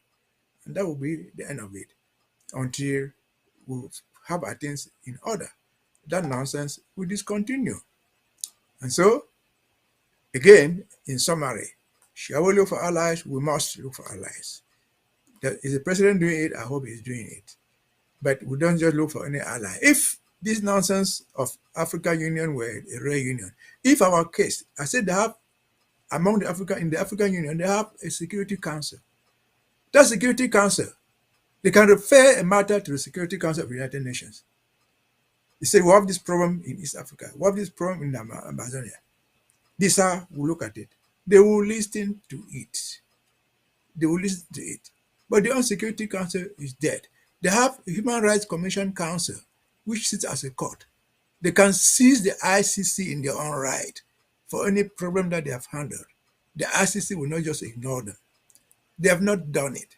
And so all this bullshit of Africa is Africa for individuals.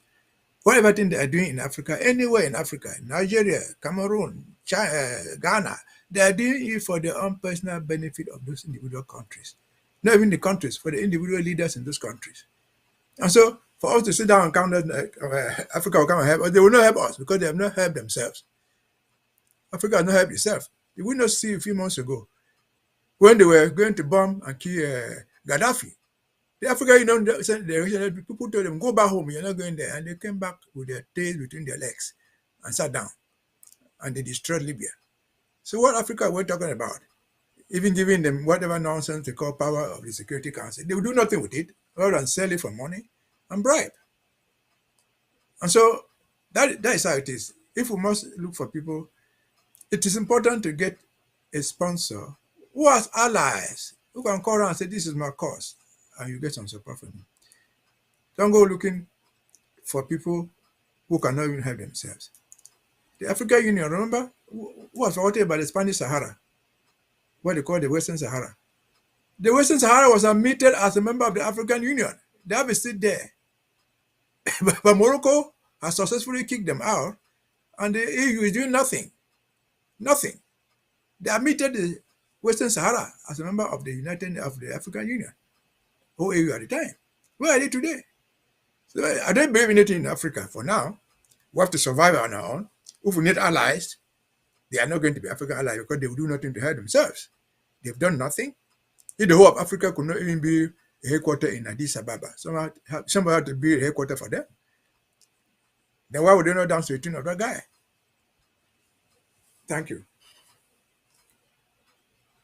May I say something about Palestine? Please go right ahead. Yeah. Palestine and Israel and the Palestinian situation as of now, I would advise that we Ambazonians should not get involved, because if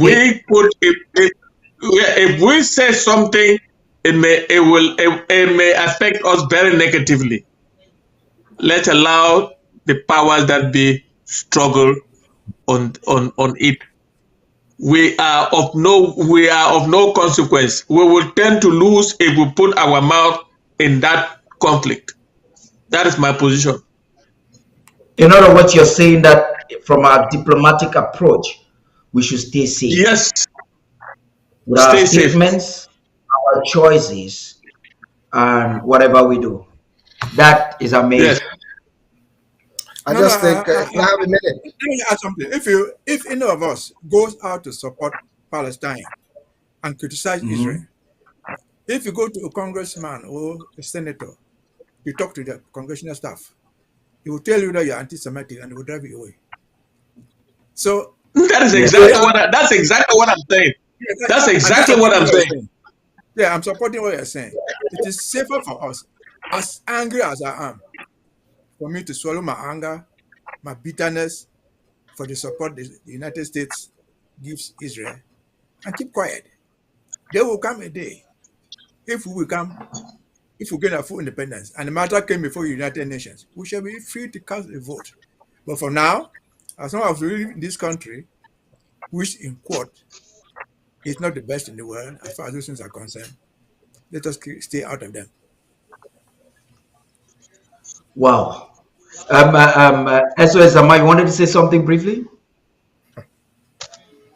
I think as individuals, we should react to evil. When evil is committed, we should all deplore it, because the Jewish state, just like the Americans returned to Hiroshima and Nagasaki with a nuclear bomb when a few of their soldiers were killed in Pearl Harbor, the Jewish state of Israel is doing the same thing in Gaza and the West Bank. We should not accept the conditions that the Palestinians are living in. We should make our voices known, even if not as a government, but individual. I do support a free Palestine. It's an American policy. It's a UN policy. It's a position that's a policy paper since 1948. There's nothing, nobody should cow to the pressure of the Israeli government that they control the world. They don't control the world. We have people who have feeble minds. We have people who have feeble interest that just want to decide for the expediency.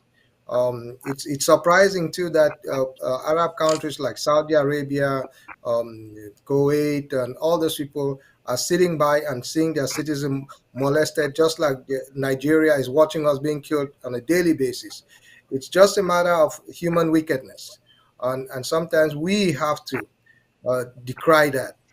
Just saying that because America supports them makes it right. It doesn't make it right. The Rohingyas are killed. There are people who are slaughtered everywhere around the world. Yes, but does it make it No, right? nobody said that. It right with Israel either, because the mere fact that we are Nobody. silent doesn't mean that we are complicit to that. As individuals, Yes, and yes. I have gone out to protest.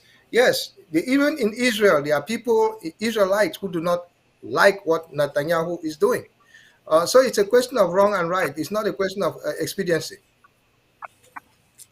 As long as you don't carry Ambazonia with you along, as long as you don't carry Ambazonia's interest with you along to sink it based on your personal reaction. No, you are an individual. Gentlemen, We are at a situation where we don't take positions on things like that officially or openly. We are not taking. But if you are doing it as an individual, make sure that you don't take. If you are doing it as an individual, don't take Ambazonia along with you to sink it. Gentlemen, we've come to the end of this program, and this is an interesting debate that I would see if we'll be permitted to take it so we can educate our public. They need to understand why the interim government is making decisions the way they're making and why we're making the choices the way we're making. If we get into this debate now, we will not end today. That is a very clear fact.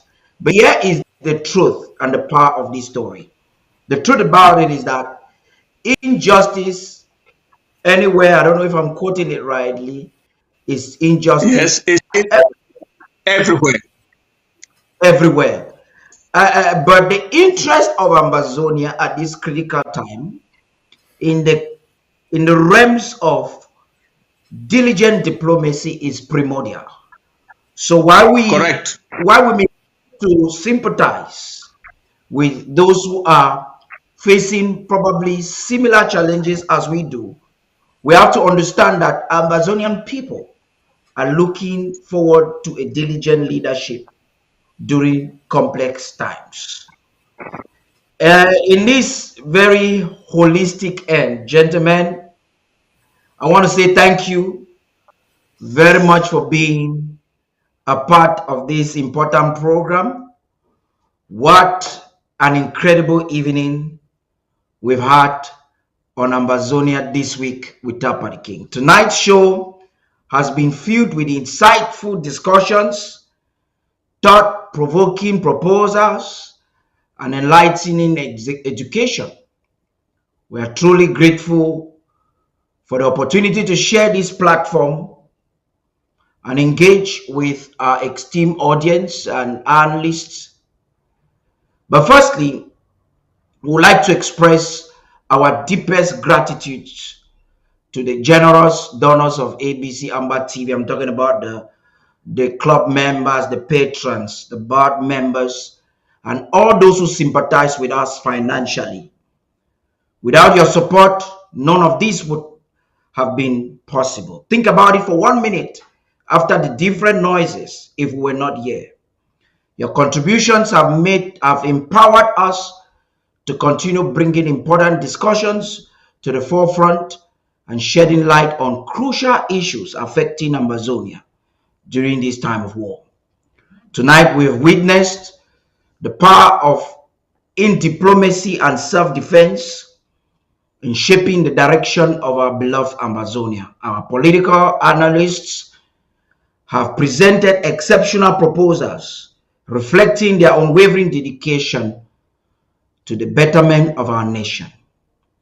Their expertise and passion have inspired us all as we wrap of tonight's show, we cannot help but feel a deep sense of motivation and purpose.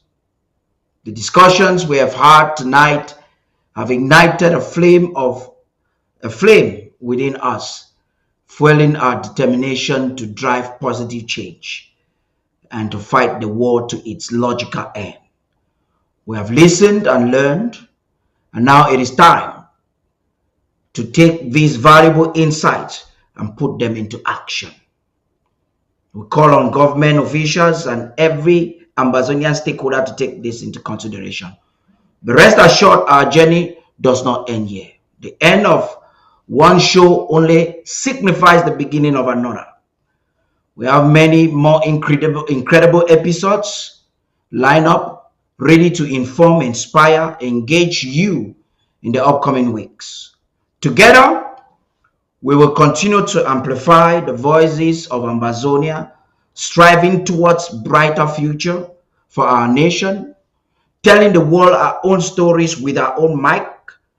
Once again, we extend a heartfelt thanks to our supportive donors and to all those who have joined us this evening.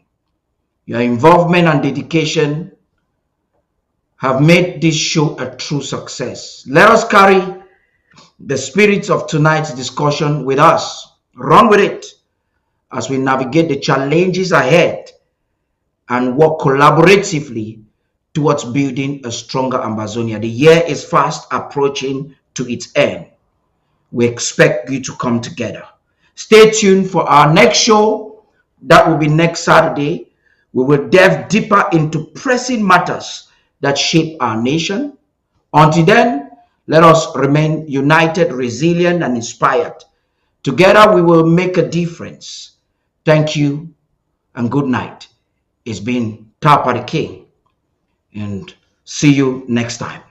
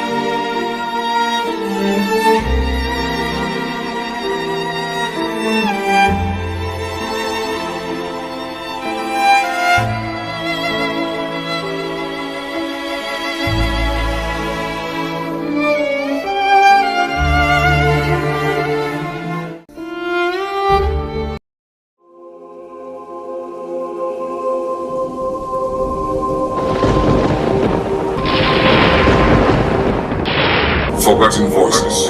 Forgotten voices. Forgotten voices. Forgotten voices. Forgotten voices. Forgotten voices. The humanitarian crisis in southern Cameroon. The Norwegian Refugee Council has identified the ongoing war between the Cameroons as one of the most neglected crises in the world. Today, we examine the heartbreaking story of the humanitarian crisis faced since 2016 by my people, the people of the southern Cameroons, also known as Ambazonia. At the look of things, you can see the fingerprints of France and Britain on the maneuvers.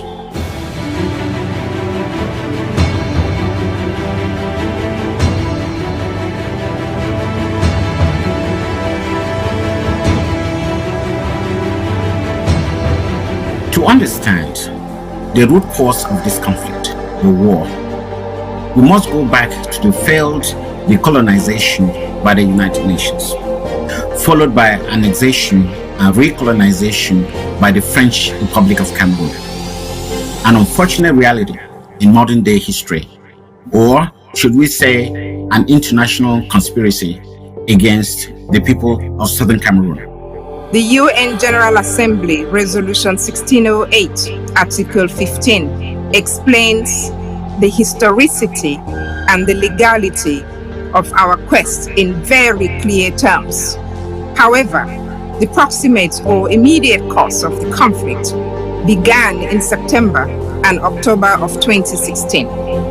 The lawyers and teachers in southern Cameroon protested against the government of Cameroon's decision to use civil law instead of common law in Anglophone territory, and the employment of the French-speaking teachers who can hardly speak English, let alone teach other subjects besides French language in Anglo-Saxon schools. Amnesty International has urged authorities in Cameroon to investigate the deaths of at least 4 people in clashes between security agencies and protesters in the northwestern town of Bamenda. 2 protesters were killed and 10 others were wounded on Friday in Cameroon's northwest region, in the latest bout of violence in the English-speaking region of the mostly francophone country. Shooting, flogging, some of them raping others. Instead of addressing the issues raised by the protests, the government responded with arrest and torture, leading to the widespread resistance.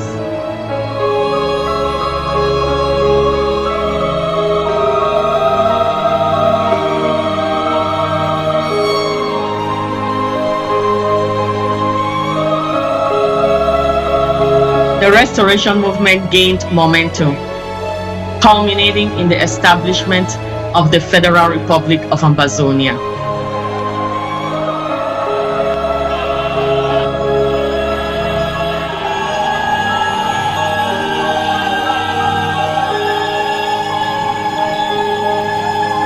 On October 1st, 2017, the people of the southern Cameroons declared the restoration of their independence, marking the beginning of the liberation movement.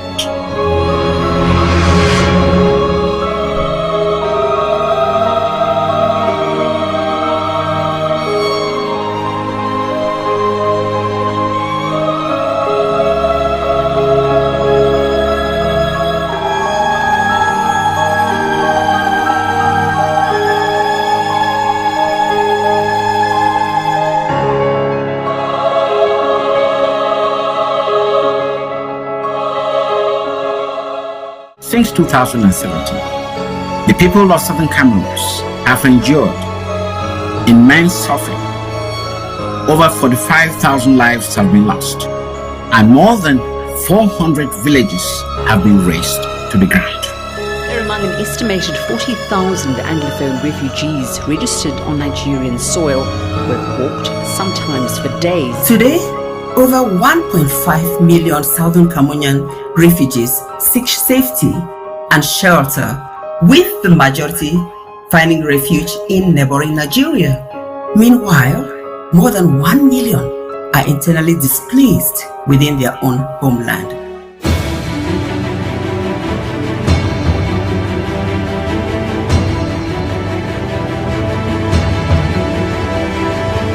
over 1,500 prisoners of conscience languish in jails without due process, their voices silenced or muted by an oppressive regime.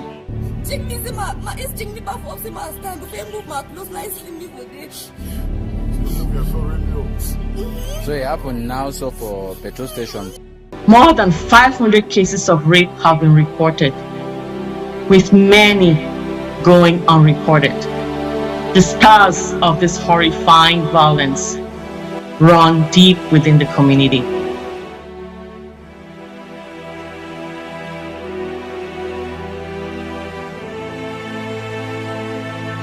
Thousands of Southern Cameroonian men, women, and children bear the physical and emotional scars of war, enduring permanent injuries and trauma.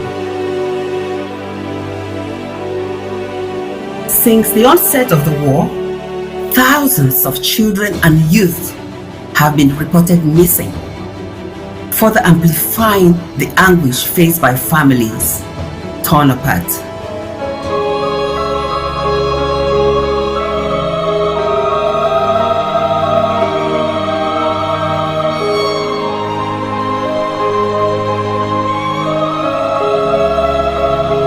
Over 20 massacres have occurred, leaving behind numerous documented and unknown mass graves, casting a dark shadow over the region's future.